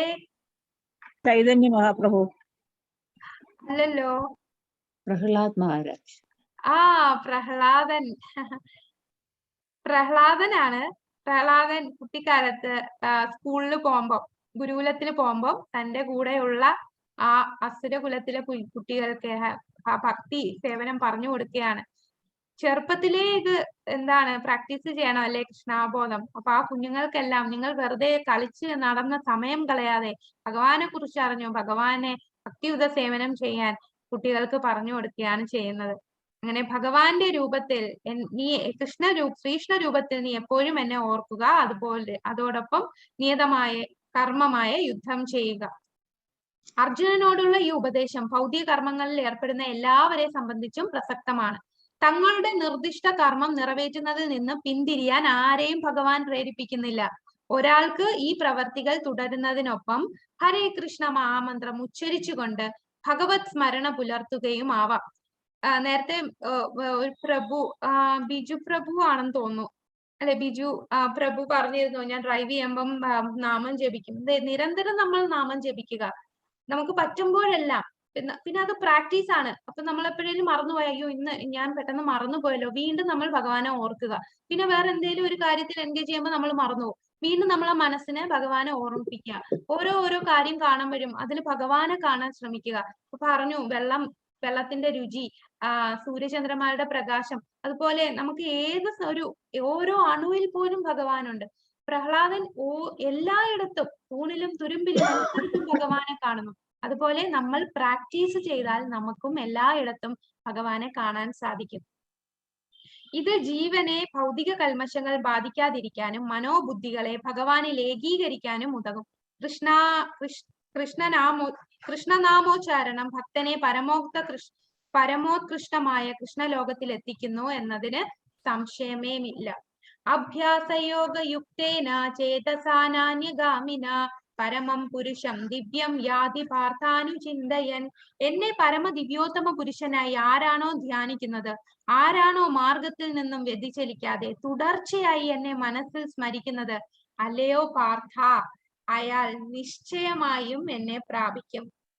എന്നെ പരമദിവ്യോത്തമ പുരുഷനായിട്ട് ധ്യാനിക്കുന്നവൻ, സുപ്രീം പേഴ്സണാലിറ്റി, ഏറ്റവും പരമോന്നതമായിട്ടുള്ള ഭഗവാൻ, അതാണ് ഭഗവാൻ കൃഷ്ണൻ. ആ മാർഗത്തിൽ നിന്നും വ്യതിചലിക്കാതെ നമുക്ക് ഈ മാർഗത്തിൽ പിന്തിരിപ്പിക്കാൻ പല രീതിയിലും നമ്മളെ കുടുംബത്തിൽ നിന്ന് തന്നെ പലരും നമ്മളെ പിന്തിരിപ്പിക്കാൻ ശ്രമിക്കും. ഇതൊക്കെ കള്ളത്തരമാണ്, ഇതിലൊന്നും പോകരുത്, ഇതൊക്കെ ചുമ്മാ ആളുകളെ പറ്റിക്കുകയാണ്. കാരണം ഈ സമൂഹം അങ്ങനെയാണ്. അതുകൊണ്ട് പല രീതിയിൽ നമ്മളെ പിന്തിരിപ്പിക്കാൻ ശ്രമിക്കും. പക്ഷെ ആരാണോ മാർഗത്തിൽ നിന്നും വ്യതിചലിക്കാതെ തുടർച്ചയായി എന്നെ മനസ്സിൽ സ്മരിക്കുന്നത്, അല്ലയോ പാർത്ഥ, അയാൾ നിശ്ചയമായും എന്നെ പ്രാപിക്കും. കവിം പുരാണ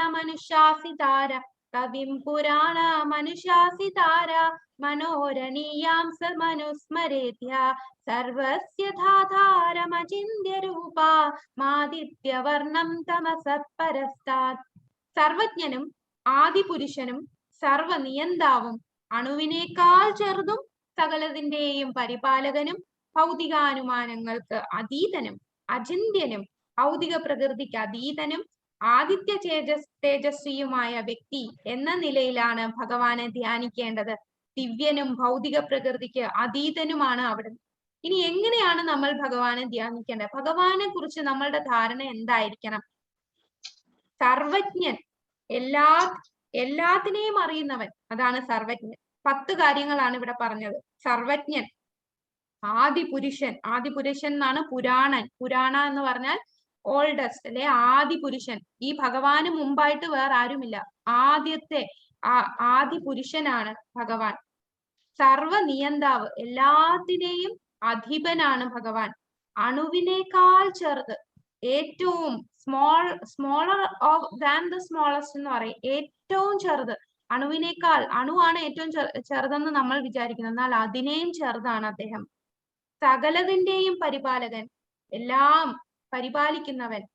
ഭൗതികാനുമാനങ്ങൾക്ക് അതീതൻ, ഭൗതികമായിട്ടുള്ള എല്ലാത്തിനും മുകളിലാണ് അദ്ദേഹം. അചിന്ത്യനാണ്, അചിന്യ രൂപൻ എന്ന് പറഞ്ഞാൽ അദ്ദേഹം ഒരു വ്യക്തിയാണ്. ഒരു പ്രകാശമോ പരമാത്മാവായിട്ടും കാണാതെ ഭഗവാൻ എന്ന് പറയുന്നത് ഇരു കൈകളുള്ള ശ്യാമസുന്ദര രൂപമുള്ള ഒരു വ്യക്തിയാണ് ഭഗവാൻ. ഭൗതിക പ്രകൃതിക്ക് അതീതനും ആദിത്യ തേജസ്വിയുമായ വ്യക്തി. ഭൗതിക പ്രകൃതിക്ക് അതീതൻ എന്ന് പറഞ്ഞാൽ നമുക്ക് ഭഗവാനെ ഒരിക്കലും ഈ ഭൗതിക പ്രകൃതിക്ക് മുകളിലാണ്, ഇൻകൺസീവബിൾ ആണ് അദ്ദേഹം. ആദിത്യ തേജസ്വിയാണ്, സൂര്യനേക്കാൾ പ്രകാശമുള്ള വ്യക്തിയാണ്.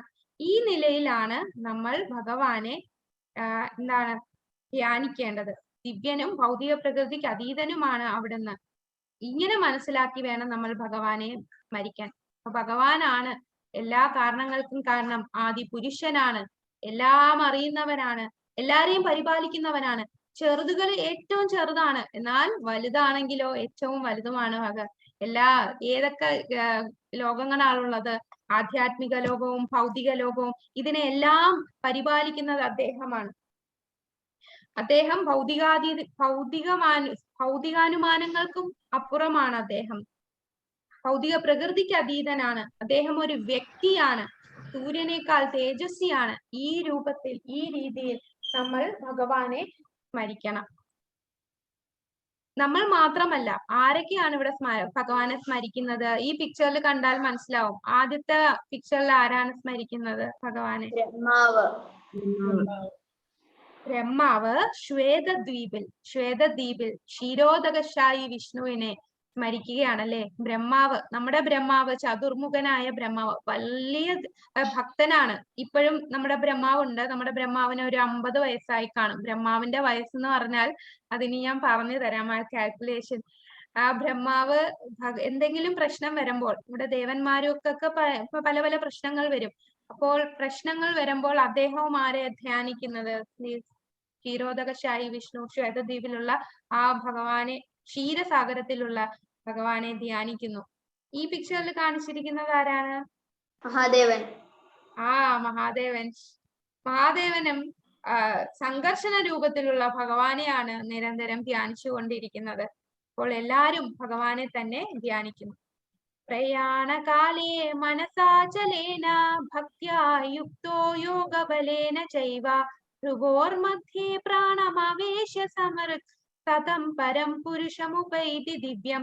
മരണസമയത്ത് യോഗനിഷ്ഠ പൂണ്ട് സ്ഥിരമനസ്കനായി പരിപൂർണ ഭക്തിയോടെ ഭൂമധ്യത്തിൽ പ്രാണവായുവിനെ ഉറപ്പിച്ചുകൊണ്ട് ഭഗവത് സ്മരണ ചെയ്യുന്നവൻ തീർച്ചയായും പരമപുരുഷനെ പ്രാപിക്കും. അപ്പോൾ ഈ ശ്ലോകത്തിൽ പറയുന്നത് മരണസമയത്ത് യോഗ നമ്മള് നേരത്തെ അഷ്ടാംഗ യോഗ ചെയ്യുന്ന ആൾക്കാരുണ്ട്. അവരൊക്കെ എങ്ങനെയാണ് ഭഗവത് പരമപുരുഷനെ പ്രാപിക്കുന്നത്? അവരുടെ മനസ്സിൽ പൂർണ്ണ ഭക്തിയോടുകൂടി പ്രാണവായുവിനെ ഉറപ്പിച്ച് ഭഗവത് സ്മരണ ചെയ്യുന്നവൻ, അങ്ങനെ ചെയ്യുന്നവൻ പൂർണ്ണമായും ഭഗവാനെ പ്രാപിക്കും എന്ന് പറയുന്നു മരണസമയത്ത്. ഈ പിക്ചറിൽ കാണിച്ചിരിക്കുന്ന ആരാന്ന് മനസ്സിലായോ? ഒരു ബ്രാഹ്മണൻ. അജാമിളൻ. ഇത് അജാമിളനാണ്. ഇവിടെ അജാമിളൻ എന്താണ് സംഭവിച്ചത്? അജാമിളൻ വളരെ വലിയ ഒരു ബ്രാഹ്മണ കുലത്തിൽ, അത്രയും വയസ്സായിട്ടുള്ള ഒരു ബ്രാഹ്മണ കുലത്തിൽ ജനിച്ചതാണ്. അദ്ദേഹം വിവാഹം കഴിച്ചിട്ടുണ്ട്. നല്ല അമ്മയും അച്ഛനും എല്ലാം പഠിപ്പിച്ചു കൊടുക്കും എങ്ങനെയാണ് ഭഗവത് സേവനം ചെയ്യേണ്ടത് എന്നെല്ലാം പഠിച്ച ഒരു ബ്രാഹ്മണന്. അദ്ദേഹം ഒരു ദിവസം കാട്ടിൽ പോയി പൂജയ്ക്കുള്ള ദ്രവ്യങ്ങളൊക്കെ കളക്ട് ചെയ്യാനായിട്ട്.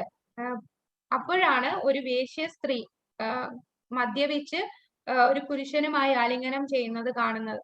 അത് കണ്ടപ്പോൾ അദ്ദേഹം ആ ഒരു കണ്ടത് മറയ്ക്കാൻ പല വേദമന്ത്രങ്ങളും അദ്ദേഹം പഠിച്ച കാര്യങ്ങളും എല്ലാം സ്മരിച്ചു നോക്കി.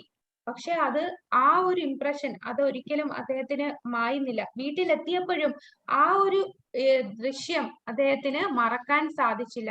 അങ്ങനെ അത് തന്നെ ചിന്തിച്ചുകൊണ്ടിരുന്നു. നമ്മൾ 2-ാമത്തെ അധ്യായത്തിൽ പറയും ധ്യായതേ വിഷയാൻ പുംസാൻ. അതായത് നമ്മൾ ഏതൊരു വസ്തുവാണോ നമ്മൾ കണ്ടത് അതിനെ തന്നെ ചിന്തിച്ചുകൊണ്ടിരിക്കുമ്പോൾ നമ്മൾ അതിൽ അങ്ങ് ആസക്തരാകും. എന്തിനെയാണോ കൂടുതൽ ചിന്തിക്കുന്നത് അതിൽ നമ്മൾ ആസക്തരാവുകയാണ് ചെയ്യുന്നത്.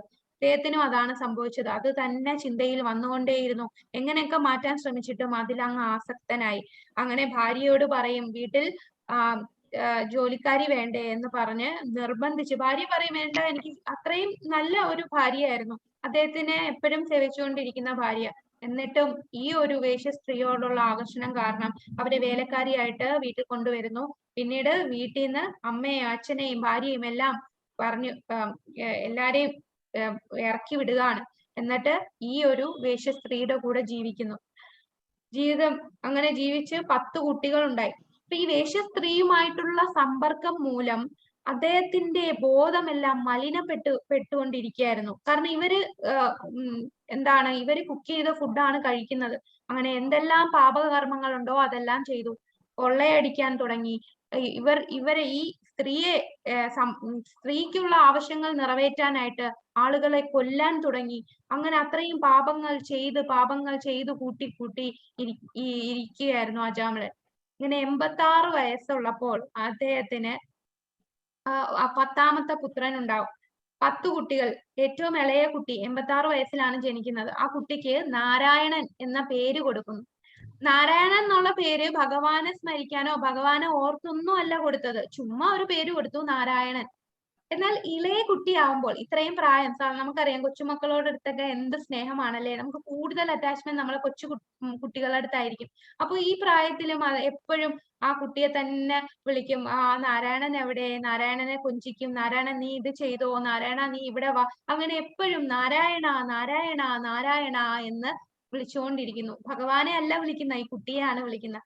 88 വയസ്സായപ്പോൾ അദ്ദേഹം അവസാന നിമിഷമായപ്പോൾ ഈ ജീവിത കാലത്ത് മുഴുവൻ ചെയ്ത പാപങ്ങൾ ചെയ്ത ആരാ വരിക? എവിടെയാണ് നമ്മളെ കൊണ്ടുപോവുക? യമദൂതന്മാര് വരും. യമദൂതന്മാര് വരും. അങ്ങനെ യമദൂതന്മാര് വന്നു. യമദൂതന്മാര് വന്നപ്പോൾ അത് കണ്ട് പേടിച്ചു. ഈ യമദൂതനെ കണ്ട് പേടിച്ചപ്പോൾ അവസാന നിമിഷം നമ്മൾ ഏതിലാണോ കൂടുതൽ ആസക്തനായത് ആ കാര്യമായിരിക്കും ഓർക്കുക. അപ്പൊ അദ്ദേഹം ആസക്തി ഏതിനോടായിരുന്നു? അവസാനം ആ കുട്ടിയോടായിരുന്നു. അപ്പൊ ആ കുട്ടിയെ വിളിക്കും, നാരായണ എന്ന് വിളിക്കും. അപ്പൊ നാരായണ എന്ന് വിളിച്ചപ്പോഴേ വിഷ്ണുദൂതന്മാർ 4 പേര് വന്നു. അപ്പൊ ഇതെല്ലാം അദ്ദേഹം കാണുന്നുണ്ട്. ഈ യമദൂതന്മാരെ കണ്ടു, ആത്മാവിനെ പിടിച്ചു വലിക്കുകയാണ്. അപ്പോഴാണ് നാരായണ എന്ന് പേടി കൊണ്ട് വിളിച്ചു. ആ നാവ് ഭഗവാനെ ഒരു നിമിഷം പോലും ചിന്തിച്ചില്ല. നാരായണ എന്ന ആ കുട്ടിയെയാണ് വിളിച്ചത്, തന്റെ ഇളയ മകനെയാണ് വിളിച്ചത്. അപ്പോൾ വിഷ്ണുദൂതന്മാര് വന്നു. അങ്ങനെ യമദൂതന്മാരും വിഷ്ണുദൂതന്മാരും തമ്മിൽ സംഭാഷണമായി. ഈ ഇത്രയും പാപം ചെയ്താലും അവസാന നിമിഷം ഭഗവത് നാമം പറഞ്ഞില്ലേ, അതിനാൽ നിങ്ങൾക്ക് ഈ യമലോകത്ത് കൊണ്ടുപോകാൻ സാധിക്കില്ല. അങ്ങനെ ഈ ഡിസ്കഷൻ ഇവര് തിരിച്ചു ചെന്ന് യമരാജന്റെ അടുത്ത് ചോദിക്കുകയും, അപ്പൊ യമരാജനും പറയും ശരിയാണ്, ഇങ്ങനെ നാരായണ നാമം ജപിക്കുന്നവരെ അടുത്ത് യമദൂതൻ പോവില്ല. കണ്ടിമാല ധരിച്ചവർ, തുളസി ജലമുള്ളവർ, നെറ്റിയിൽ തിലകം ചാർത്തിയവർ, ഇങ്ങനെയുള്ള ആൾക്കാരുടെ അടുത്ത് യമൻ വരികയില്ല എന്ന് ഈ യമരാജൻ പറഞ്ഞു കൊടുക്കും. അപ്പോ ഇതെല്ലാം കണ്ട് വിഷ്ണുദൂതന്മാരും പോയി, യമദൂതന്മാരും പോയി. അപ്പൊ അദ്ദേഹത്തിന് മനസ്സിലാവും, ഇത് തന്റെ സെക്കൻഡ് ചാൻസ്, എന്റെ രണ്ടാമത്തെ ജന്മമാണ്. ആ ആത്മാവിനെ തിരിച്ച് ആ ശരീരത്തിൽ തന്നെ ഇട്ടിട്ട് അങ്ങ് പോകും. അപ്പൊ തന്നെ അദ്ദേഹം എണീക്കും. എന്നിട്ട് വിചാരിക്കും, ഇത്രയും നാളും ഞാൻ എന്താണ് ചെയ്തത്? ഈ ഒരു ജന്മം ഞാൻ ഈ നശിപ്പിക്കുകയല്ലേ ചെയ്തത്. അങ്ങനെ അവിടുന്ന് പോയി ഹരിദ്വാറിൽ പോയി ഭഗവാനെ നന്നായി ധ്യാനിച്ച് ഭഗവത് സേവനം ചെയ്യും. അതിനുശേഷമാണ് വൈകുണ്ഠത്തിൽ വിഷ്ണുദൂതന്മാരെ വിളിച്ചുകൊണ്ട് പോകുന്നത്. അപ്പൊ ഇതാണ് വൈകുണ്ഠത്തിൽ നിന്ന് ആ എയറോപ്ലെയിൻ വന്നാണ് വിളിച്ചുകൊണ്ട് പോകുന്നത് വിഷ്ണുദൂതന്മാര് വന്ന്. അപ്പൊ അജാമിളൻ ഇവിടെ നാരായണ അന്ത്യകാലത്തിൽ വിളിച്ച ആ നാരായണ എന്നുള്ള നാമം അജാമിളന് വിളിക്കാൻ സാധിച്ചു. അതുകൊണ്ട് നമുക്കും വിളിക്കാൻ സാധിക്കും. അജാമിളൻ അതുകൊണ്ട് ഇത്രയൊക്കെ പാപം ചെയ്തിട്ടും വിളിക്കാൻ സാധിച്ചില്ലേ? അങ്ങനെ ഒരിക്കലും ചിന്തിക്കല്ലേ. അജാമിളൻ അത്രയും ഭക്തി ചെറുതിലേ ചെയ്തു, എന്നാൽ ഇടയ്ക്ക് വെച്ചൊന്ന് വീണു പോയതാണ്. അദ്ദേഹത്തിന് കിട്ടിയ ആ ഒരു ഭാഗ്യം നമുക്ക് എല്ലാവർക്കും കിട്ടണമെന്നില്ല. അതിനാൽ നമ്മൾ എന്ത് ചെയ്യണം? നിരന്തരം ഭഗവത് നാമവും ഭഗവത് സേവനവും ചെയ്തുകൊണ്ടേ ഇരിക്കുക. അനന്യചേതാ സതതം യോ മാം സ്മരതി നിത്യശഃ തസ്യാഹം സുലഭ പാർത്ഥ നിത്യയുക്തസ്യ യോഗിനഃ. അല്ലയോ പാർത്ഥ, നിരന്തരമായ ഭക്തിയുത സേവനം മൂലം സ്ഥിരചിത്തയോടെ എന്നെ എപ്പോഴും സ്മരിക്കുന്ന യോഗനിഷ്ഠന് ഞാൻ സുപ്രാപ്യനാണ്. മാമുപേത്യ പുനർജന്മ ദുഃഖാലയമശാശ്വതം നാപ്നുവന്തി മഹാത്മാന സംസിദ്ധിം പരമം ഗത. ഭക്തിയോഗം കൊണ്ട് എന്നെ പ്രാപിച്ച മഹാത്മാക്കൾ പരിപൂർണത നേടിയവരാകയാൽ പിന്നീട് ദുഃഖപൂർണവും അസ്ഥിരവുമായ ഈ ലോകത്തേക്ക് തിരിച്ചു വരികയില്ല. ഇവിടെ ഭഗവാൻ ഈ എല്ലാ പ്രപഞ്ചങ്ങളുടെ, ഈ ഭൗതിക ലോകത്തിന്റെയും ആധ്യാത്മിക ലോകത്തിന്റെയും സൃഷ്ടാവ് ആരാണ്? ഭഗവാൻ തന്നെയാണ്. ആ ഭഗവാൻ തന്നെ പറയുകയാണ്, ഈ ലോകം എന്താണെന്നാണ് പറയുന്നത്? ദുഃഖപൂർണവും അസ്ഥിരവുമാണ്. ദുഃഖാലയം അശാശ്വതം എന്ന് ഈ ക്രിയേറ്റ് ചെയ്ത ഭഗവാൻ തന്നെ പറയാണ്. നമ്മൾ എത്രയൊക്കെ ഇല്ല, എനിക്ക് ഒരു ദുഃഖവും ഇല്ല, ഞാൻ ഭയങ്കര ഹാപ്പിയാണ്, എനിക്ക് വലിയ ബംഗ്ലാവ് ഉണ്ട്, എനിക്ക് ചൂടെടുത്താൽ ഓണാക്കാൻ AC ഉണ്ട്, വലിയ TV ഉണ്ട്, ഹോം തിയേറ്റർ ഉണ്ട്, ഞാൻ നല്ല ഹാപ്പി ലൈഫാണ്. പക്ഷെ അങ്ങനെയുള്ളവരുടെ അടുത്ത് ചോദിക്കാം, എത്ര കാലം നിങ്ങൾ ഈ ഹാപ്പി ലൈഫ് അനുഭവിക്കും? അശാശ്വതം, ടെമ്പററി ആണ് ഈ ഒരു ലോകം. ദുഃഖാലയം, നമുക്ക് ദുഃഖമില്ല എന്ന് തോന്നിയാലും ഇതല്ല, നമുക്ക് സുഖമാണെന്ന് തോന്നിയാലും അതല്ല യഥാർത്ഥ സുഖം. ഈ ഒരു ലോകം എന്ന് പറയുന്ന ഒരു റെഡ് സിഗ്നൽ ആണ്. എപ്പോ വേണമെങ്കിലും മരണം നമ്മളെ വന്ന് കടന്നു പിടിക്കാം. ഇവിടെ കേറുന്ന ആരും ജീവനോടെ പുറത്തു പോകില്ല. മരിച്ചതിന് ശേഷം ഈ ശരീരം കളഞ്ഞിട്ടാണ് നമുക്ക് തിരിച്ച് ഭഗവാന്റെ അടുത്ത് പോകാൻ സാധിക്കും. ഭഗവാന്റെ അടുത്ത് നിന്ന് നമ്മൾ ഇങ്ങോട്ട് വന്നതാണ്. ഭഗവാൻ പലവട്ടം നമ്മളെ അടുത്ത് പറഞ്ഞിട്ടുണ്ട്, ഇവിടെ പോവരുത്, എന്നിട്ടും നമ്മൾ ആ വാക്ക് ധിക്കരിച്ച് ഇവിടെ വന്ന് പെട്ടുപോയതാണ്. അപ്പോൾ ഭഗവാൻ തന്നെ പറയുന്നു, ദുഃഖപൂർണമായ അസ്ഥിരമായ ഈ ലോകത്തേക്ക് എങ്ങനെ ചെയ്താൽ നമ്മൾ തിരിച്ചു വരില്ല? ഭക്തിയോഗം കൊണ്ട് എന്നെ പ്രാപിച്ച മഹാത്മാക്കൾ പരിപൂർണത നേടിയവരാകയാൽ പിന്നീട് ഇവിടെ തിരിച്ചു വരില്ല. ആ ബ്രഹ്മഭുവനാർലോക പുനരാവർത്തിനോർജുന മാമുപേത്യാത്തു കൗന്ദേയ പുനർജന്മാന വിദ്യതേ. ഭൗതിക ലോകത്തിൽ സർവോന്നതമായ ഗ്രഹം ബ്രഹ്മലോകം മുതൽ ഏറ്റവും അധമമായുള്ളവയെ ഓരോന്നും ജന്മമരണങ്ങൾ ആവർത്തിച്ചുകൊണ്ടേയിരിക്കുന്നു. ദുരിതപൂർണമായ സ്ഥലങ്ങളാണ്. കുന്തിപുത്ര, എന്റെ പരമപദത്തിൽ എത്തിയവനാകട്ടെ പിന്നീട് ജന്മം എടുക്കേണ്ടി വരില്ല. അപ്പൊ നമ്മൾ വിചാരിക്കും ഈ സ്വർഗം എന്ന് പറയുന്നത് ശ്രീമദ് ഭാഗവതത്തിൽ പറയുന്നു നല്ല ഭയങ്കര സുന്ദരമായ സ്ഥലമാണ്. അവിടെ ആർക്കും അസുഖം വരില്ല. അവിടെ ഹോസ്പിറ്റൽ ഇല്ല. അതുപോലെ നമ്മുടെ ഈ ഭൂമിയിലുള്ള പോലെ വലിയ വലിയ കമ്പനി, ഫാക്ടറി, അതുപോലെ ഇവിടെ കെമിക്കൽസ് യൂസ് ചെയ്യുന്നു. എന്തൊക്കെ പ്രശ്നങ്ങളാണ്, പൊല്യൂഷൻ ഉണ്ട്. അങ്ങനെ പക്ഷെ അങ്ങനത്തെ സ്ഥലമല്ല. ഭയങ്കര പീസ്ഫുൾ ആയിട്ടുള്ള നല്ല സുന്ദരമായ സ്ഥലമാണ്. ആർക്കും അസുഖം വരത്തില്ല. അവിടെ എല്ലാ മനുഷ്യരും ഭയങ്കര സൗന്ദര്യമുള്ളവരായിരിക്കും. അവിടെ ശരീരത്തിൽ നിന്ന് ദുർഗന്ധം ഉണ്ടാകില്ല. നമുക്കൊക്കെ ഇപ്പൊ ദുർഗന്ധം ഉണ്ടാകുന്നത് കൊണ്ടാണല്ലോ പെർഫ്യൂം ഒക്കെ കമ്പനിക്കാരൊക്കെ തുടങ്ങുന്നത്. അപ്പൊ നമുക്ക് ഉള്ള കുറവുകൾ മാറ്റാൻ ഓരോ അഡ്വർടൈസിങ് കമ്പനീസ് തുടങ്ങുകയാണ്. പക്ഷെ അവിടെ അങ്ങനത്തെ സംഭവമേ ഇല്ല. ശരീരം ദുർഗന്ധം വരില്ല. പക്ഷെ ഇത്രയൊക്കെ സുഖമാണെങ്കിലും അവർക്ക് എന്താണ് പ്രശ്നം? എന്താണ് സ്വർഗലോകത്തിലുള്ള പ്രശ്നം? എന്താണ്? വീണ്ടും ഭൗതിക ലോകത്തിലേക്ക് ജനിക്കേണ്ടത്. അവിടെയും മരണമുണ്ട്. നമ്മൾ ഇന്ദ്രനായെന്ന് പറഞ്ഞാലും നമ്മൾ അവിടെ ഭക്തി ചെയ്തില്ല എന്നുണ്ടെങ്കിൽ വീണ്ടും തിരിച്ചു വരികയാണ്. ഇന്ദ്രനായി വീണ്ടും ജനന മരണമുണ്ട്. അപ്പോ ആ ബ്രഹ്മഭുവനാർ ലോക, ബ്രഹ്മലോകം, ബ്രഹ്മാവിന് വരെ മരണമുണ്ട്. ആ ബ്രഹ്മാവ് തൊട്ട് നമ്മൾ ഇന്നലെ കണ്ടല്ലേ ഗോലോക ചാർട്ടില് ഈ എത്ര ലോകങ്ങളാണുള്ളത്? ഒരു ബ്രഹ്മാണ്ടത്തിൽ എത്ര ലോകങ്ങളുണ്ട്? 14 ലോകം. ഈരേഴ് 14 ലോകങ്ങളുണ്ട് അല്ലെ? അതിന് നടുക്ക് നമ്മളുടെ ഭൂലോകം.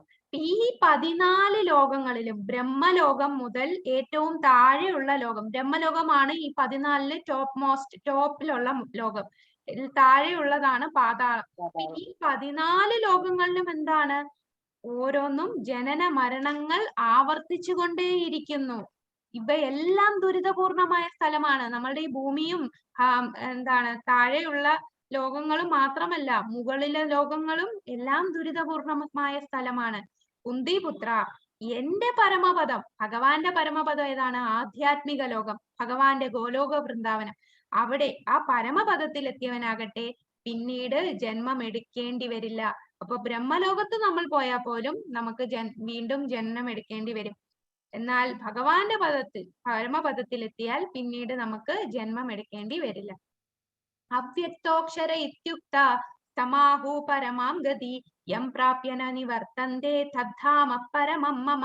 വേദാന്തികൾ അവ്യക്തമെന്നും അക്ഷയമെന്നും വിശേഷിപ്പിക്കുന്നതും പരമമായ പ്രാപ്യസ്ഥാനം എന്നറിയപ്പെടുന്നതും ഒരിക്കൽ എത്തിച്ചേർന്നാൽ പിന്നെ മടങ്ങി വരേണ്ടതില്ലാത്തതുമാണ് എന്റെ പരമധാം. അപ്പൊ ഭഗവാന്റെ ധാമം എങ്ങനെയാണ് എന്നാണ് ഇവിടെ പറഞ്ഞിരിക്കുന്നത്. അദ്ദേഹത്തിന്റെ ധാമം അവിടെ ചെന്ന് കഴിഞ്ഞാൽ നമുക്ക് തിരിച്ചു വരേണ്ടി വരില്ല. അപ്പൊ വേദാന്തികളും അവ്യക്തിഗതവാദികളും അക്ഷയമെന്നും വിശേഷിപ്പിക്കുന്നതും പരമമായ പ്രാപ്യസ്ഥാനം എന്നറിയപ്പെടുന്നു. അപ്പൊ പലരും പറയും ഇത് പരമപദമാണ്, പരമപ്രാപ്യസ്ഥാനമാണ്, അവ്യക്തം. അപ്പം ബ്രഹ്മൻ, അവിടെ പ്രകാശം, അവ്യക്തമായ ഒരു സ്ഥലമാണ്. അപ്പൊ ഇതെല്ലാം ആധ്യാത്മിക ലോകമാണ്. അപ്പൊ ഈ ആധ്യാത്മിക ലോകത്തെത്തിയാൽ നമ്മൾ തിരിച്ചു വരുന്നില്ല. വേദേഷു യജ്ഞേഷു തപസ്സു ചൈവ ധാനേഷു യത് പുണ്യഫലം പ്രതിഷ്ഠം അത്യേതി തത്സർവമിദം വിദിത്വാ യോഗി പരം സ്ഥാനമുപൈതി ചാദ്യം. ഭക്തിമാർഗം സ്വീകരിച്ചത് കൊണ്ട് വേദപഠനം, യജ്ഞാചരണം, ദാനം, കാമ്യകർമ്മങ്ങൾ എന്നിവയാൽ നേടാവുന്ന പുണ്യങ്ങളൊന്നും മനുഷ്യന് നഷ്ടപ്പെടുന്നില്ല. ഭഗവത് സേവനം കൊണ്ട് തന്നെ മേൽ പറഞ്ഞ പുണ്യഫലങ്ങളെയെല്ലാം ഭക്തന് ലഭിക്കുന്നു. കൂടാതെ അവസാനം അയാൾ സനാതനമായ പരമധാമത്തിൽ എത്തുകയും ചെയ്യുന്നു. അപ്പൊ എപ്പോഴും ഭഗവാനെ ചിന്തിക്കൂ എന്ന് പറയുന്നു. അങ്ങനെയാണെങ്കിൽ ഈ ചാരിറ്റി ചെയ്യുന്നവരുണ്ട്, ദാനം ചെയ്യുന്നവർ, അതുപോലെ വേദങ്ങൾ പഠിക്കുന്നവർ, യജ്ഞാചരണം ചെയ്യുന്നവർ, കർമ്മങ്ങളൊക്കെ ചെയ്യുന്നവർ, ഇവർക്ക് ഒന്നും അപ്പം എന്താണ് ഇതൊന്നും ഇപ്പൊ എപ്പോഴും ഭഗവാനെ ചിന്തിച്ചുകൊണ്ടിരുന്നാൽ ഞാൻ ഇതൊന്നും ചെയ്യില്ലേ, എനിക്കപ്പൊ ഇതൊന്നും ചെയ്യേണ്ടി വരില്ലേ ഞാൻ ഇതൊക്കെ മിസ് ചെയ്യില്ലേ, എനിക്ക് പിന്നെ ദാനം ചെയ്യാൻ പറ്റില്ല, വേദപഠനം ഒന്നും നടക്കുന്നില്ല, എപ്പോഴും ഭഗവാനെ തന്നെ ചിന്തിച്ചുകൊണ്ടിരിക്കുകയല്ലേ. അപ്പൊ ഭഗവാൻ എന്താണ് പറയുന്നത്? ഈ കാര്യങ്ങളൊന്നും മനുഷ്യന് നഷ്ടപ്പെടുകയില്ല. ഭഗവത് സേവനം ചെയ്യുന്നത് കൊണ്ട് തന്നെ ഈ ദാനം ചെയ്യുന്നതിന്റെ പുണ്യഫലം, യജ്ഞാചരണം ചെയ്യുന്നതിന്റെ ഫലങ്ങൾ, വേദപഠനം ചെയ്യുന്നതിന്റെ ഫലങ്ങൾ, ഇതെല്ലാം ഭക്തന് ലഭിക്കുന്നു. അതിന് എക്സാമ്പിൾ ആയിട്ട് പറയുന്നത്, നമ്മളുടെ കയ്യിൽ ഒരു 100 രൂപയുണ്ട്. അപ്പോൾ നമ്മുടെ ഈ 10 രൂപയുണ്ടോ എന്ന് ചോദിച്ചാൽ എന്താണ്? ആ 100 രൂപയ്ക്കകത്ത് 10 രൂപയുണ്ട്. 40 രൂപയ്ക്ക് ഒരു സാധനം വാങ്ങിക്കണം. എന്ത് ചെയ്യും? നമ്മുടെ ഈ 40 രൂപ ഇല്ല എന്ന് പറയും? ഇല്ല, 100 രൂപയുണ്ടല്ലോ. അപ്പൊ 100 രൂപയ്ക്കകത്ത് 10 രൂപയുണ്ട്, 40 രൂപയുണ്ട്, 80 രൂപയുണ്ട്, എത്ര രൂപയാണേലും ആ 100 രൂപയിലുണ്ട്. അതുപോലെയാണ് കൃഷ്ണാവബോധം, ഭഗവത് സേവനം. അത് മാത്രം ചെയ്താൽ മതി. നമ്മൾ വേദന പഠനം ചെയ്തതിന് തുല്യം. വേദപഠനം, യജ്ഞാചരണം, ദാനം, കാമ്യകർമ്മങ്ങൾ, ഇവയെല്ലാം ചെയ്യുന്ന പുണ്യഫലങ്ങൾ മനുഷ്യന് ലഭിക്കും. ഈ ഭക്തിയുത സേവനം മാത്രം ചെയ്താൽ മതി. ഇതാണ് അൾട്ടിമേറ്റ്. ഇത് എല്ലാം പൂർണ്ണമാണ് ഭക്തിയുത സേവനം. ഇതിനു മുകളിലായിട്ട് വേറൊന്നുമില്ല. ഇതാണ് കൺക്ലൂഷൻ. നമ്മൾ ഇപ്പം അഷ്ടാംഗ യോഗമൊക്കെ ചെയ്ത്, തപശ്ചര്യ ചെയ്ത്, മനസ്സിനെ, ഇന്ദ്രിയങ്ങളെയൊക്കെ നിയന്ത്രിച്ച് പരമാത്മാവിനെ മനസ്സിലാക്കി വരുന്നത്, അത്രയും കഷ്ടപ്പെട്ട് വരുവാണ്. പക്ഷെ നമ്മൾ എന്താണ്? ആ കൺക്ലൂഷനിലെത്തി. ഇതെല്ലാം നമ്മൾ ഈ വേദം പഠിക്കുന്ന എന്തിനാണ്? ഭഗവാനെ അറിയാനാണ് വേദം പഠിക്കുന്നത്. ദാനം ചെയ്യുന്ന എന്തിനാണ്? ഭഗവാന് വേണ്ടിയാണ്. യജ്ഞം ചെയ്യുന്ന എന്തിനാണ്? ഭഗവാന് വേണ്ടിയാണ്. കർമ്മം ചെയ്യുന്ന എന്താണ്? ഭഗവാന് വേണ്ടിയാണ്. ഇതിന്റെ എല്ലാം കൺക്ലൂഷൻ ഭഗവത് സേവനമാണ്. ആ കൺക്ലൂഷൻ ആണ് നമ്മൾ ചെയ്യുന്നത്. ഇതാണ് അൾട്ടിമേറ്റ്. ഇതിലും അപ്പുറം വേറൊന്നുമില്ല. അപ്പൊ ഏറ്റവും പരമോന്നതമായിട്ടുള്ള ആ ഒരു ഭക്തിയുത സേവനം, കൃഷ്ണാവബോധമാണ് നമ്മൾ ഇവിടെ ചെയ്യുന്നത്. അത് ചെയ്യുന്നത് കൊണ്ട് മേൽ പറഞ്ഞ പുണ്യകർമ്മങ്ങളെല്ലാം ഭക്തന് ലഭിക്കുന്നു. കൂടാതെ അവസാനം അയാൾ പരമധാമത്തിലെത്തുന്നു. ഭഗവാന്റെ ആ ധാമത്തിൽ എത്തുകയും ചെയ്യുന്നു. ഗവസേവനത്തിൽ മുഴുകിക്കൊണ്ട് ഒറ്റയടിക്ക് 4 ആശ്രമ വ്യവസ്ഥകളിൽ കർക്കശ വ്രതങ്ങളെയും പിന്നിട്ട് കളയാമെന്നത്രേ കൃഷ്ണാബോധത്തിന്റെ മനോഹരിത. ഭക്തനുമായുള്ള സഹവാസം തുടർന്നു പോകുമ്പോൾ ഭഗവത് സേവനത്തിന് അവസരമായി ആ സേവന കർമ്മം കൊണ്ട് കൃഷ്ണനെ കുറിച്ചും കൃഷ്ണന്റെ കർമ്മങ്ങൾ, നാമങ്ങൾ, ലീലകൾ എന്നിവയെക്കുറിച്ചുമുള്ള തെറ്റിദ്ധാരണകൾ ഒഴിഞ്ഞു മാറും. അവയെല്ലാം ഒഴിഞ്ഞു കിട്ടിയാൽ ഭക്തന് പഠനത്തിൽ തികച്ചും മനസ്സുറയ്ക്കും. ഇപ്പോഴെല്ലാം നമുക്ക് ഓരോ കൺഫ്യൂഷൻ ഉണ്ട്. നമ്മൾ മറ്റുള്ളവർ പറഞ്ഞു കേട്ടാണ് എന്താണ് കൃഷ്ണ, അല്ലെ സീരിയലിൽ കൂടെ കാണുന്നു, പല പല ആധികാരികമല്ലാത്ത സോഴ്സിൽ നിന്നും ഭഗവാനെ അറിയുന്നു. അങ്ങനെയൊക്കെ വരുമ്പോൾ നമുക്ക് ഒത്തിരി തെറ്റിദ്ധാരണകളുണ്ട്. ഭക്തനുമായിട്ടുള്ള സഹവാസം കൊണ്ട്, അസോസിയേഷൻ കൊണ്ട് നമുക്ക് കൂടുതൽ കൂടുതൽ ഭഗവാനെ അറിയാൻ സാധിക്കും. കൂടുതൽ കർമ്മം ചെയ്യാൻ സാധിക്കും ഭഗവാന് വേണ്ടി. നാമ രൂപങ്ങൾ, ലീലകൾ, ഇവയെല്ലാം ഭഗവാന്റെ അറിഞ്ഞ് നമ്മളുടെ തെറ്റിദ്ധാരണ എല്ലാം മാറും. അങ്ങനെ ഭഗവാനെ കുറിച്ച് കൂടുതൽ പഠിക്കാൻ നമുക്ക് മനസ്സുറയ്ക്കുകയും ചെയ്യും. ഗീതാ പഠനത്തിൽ ആനന്ദം വളർന്നു വരുമ്പോൾ കൃഷ്ണാബോധം എപ്പോഴും അനുഭവപ്പെടും.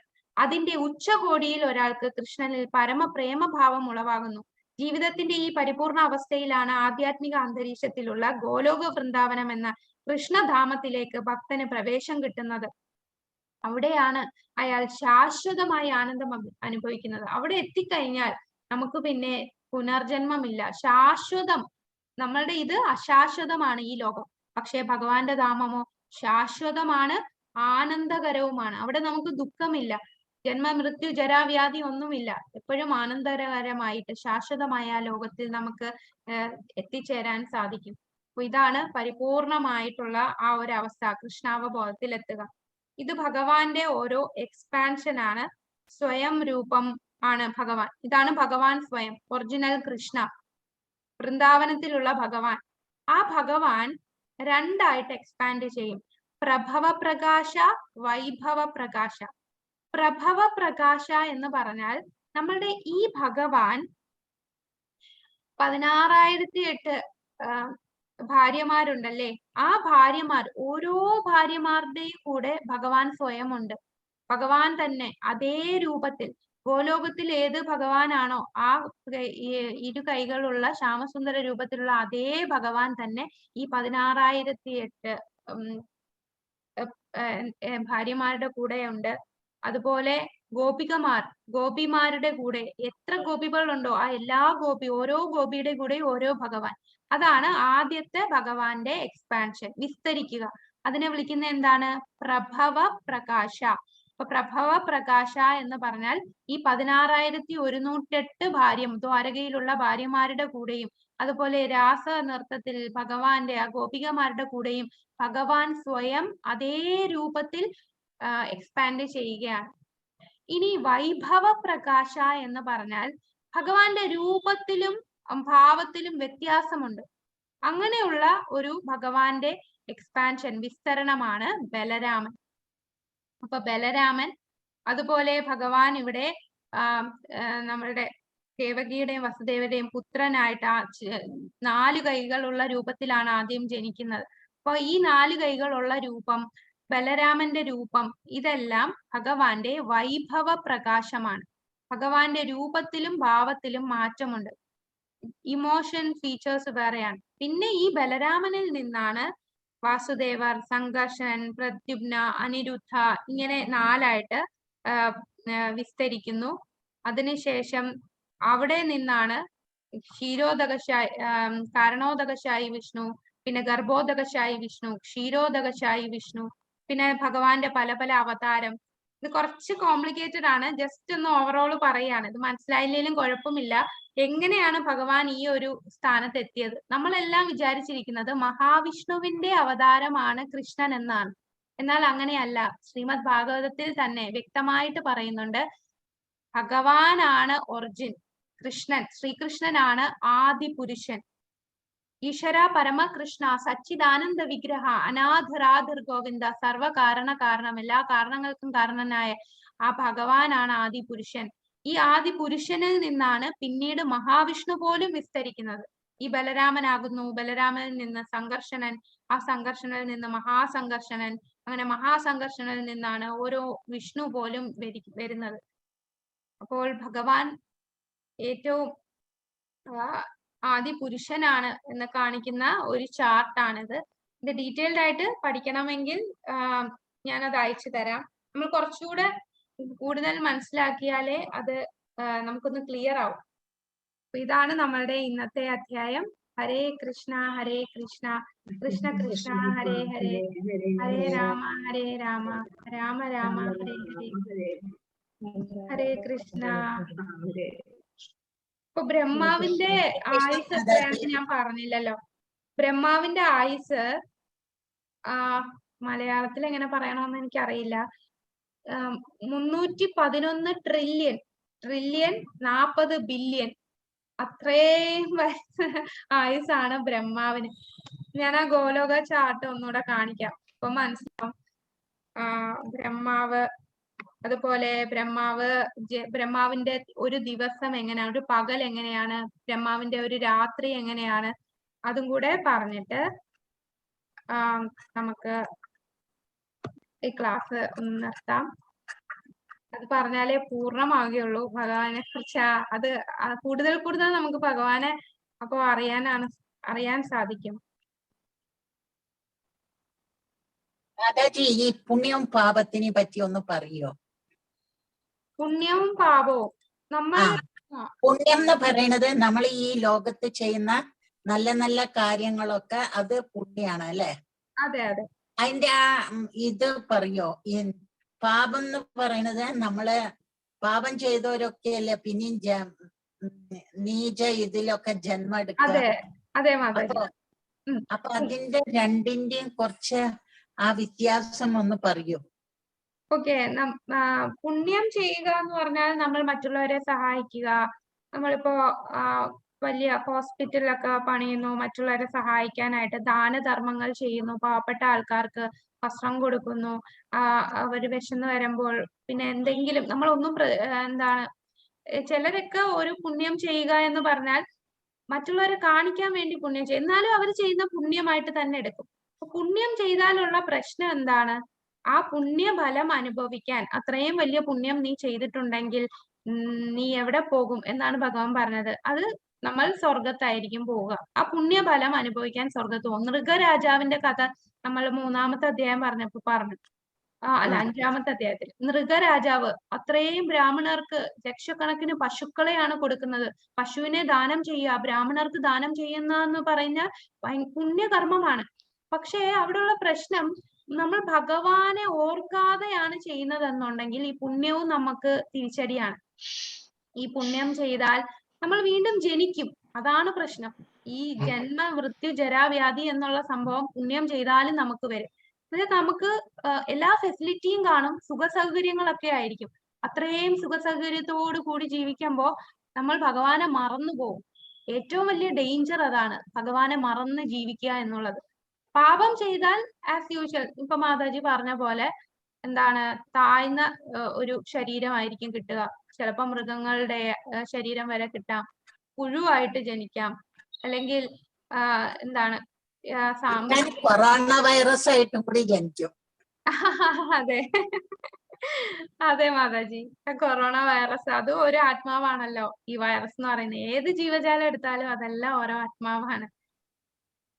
അപ്പൊ നമ്മള് പുണ്യവും വേണ്ട പാപവും വേണ്ട, ഭഗവത് അർപ്പിതമായിട്ട് ചെയ്താൽ അതൊന്നും നമ്മളെ ബാധിക്കില്ല.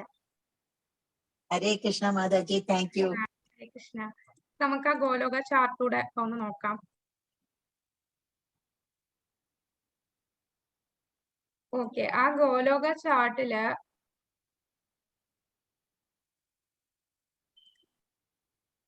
വന്നില്ലല്ലോ.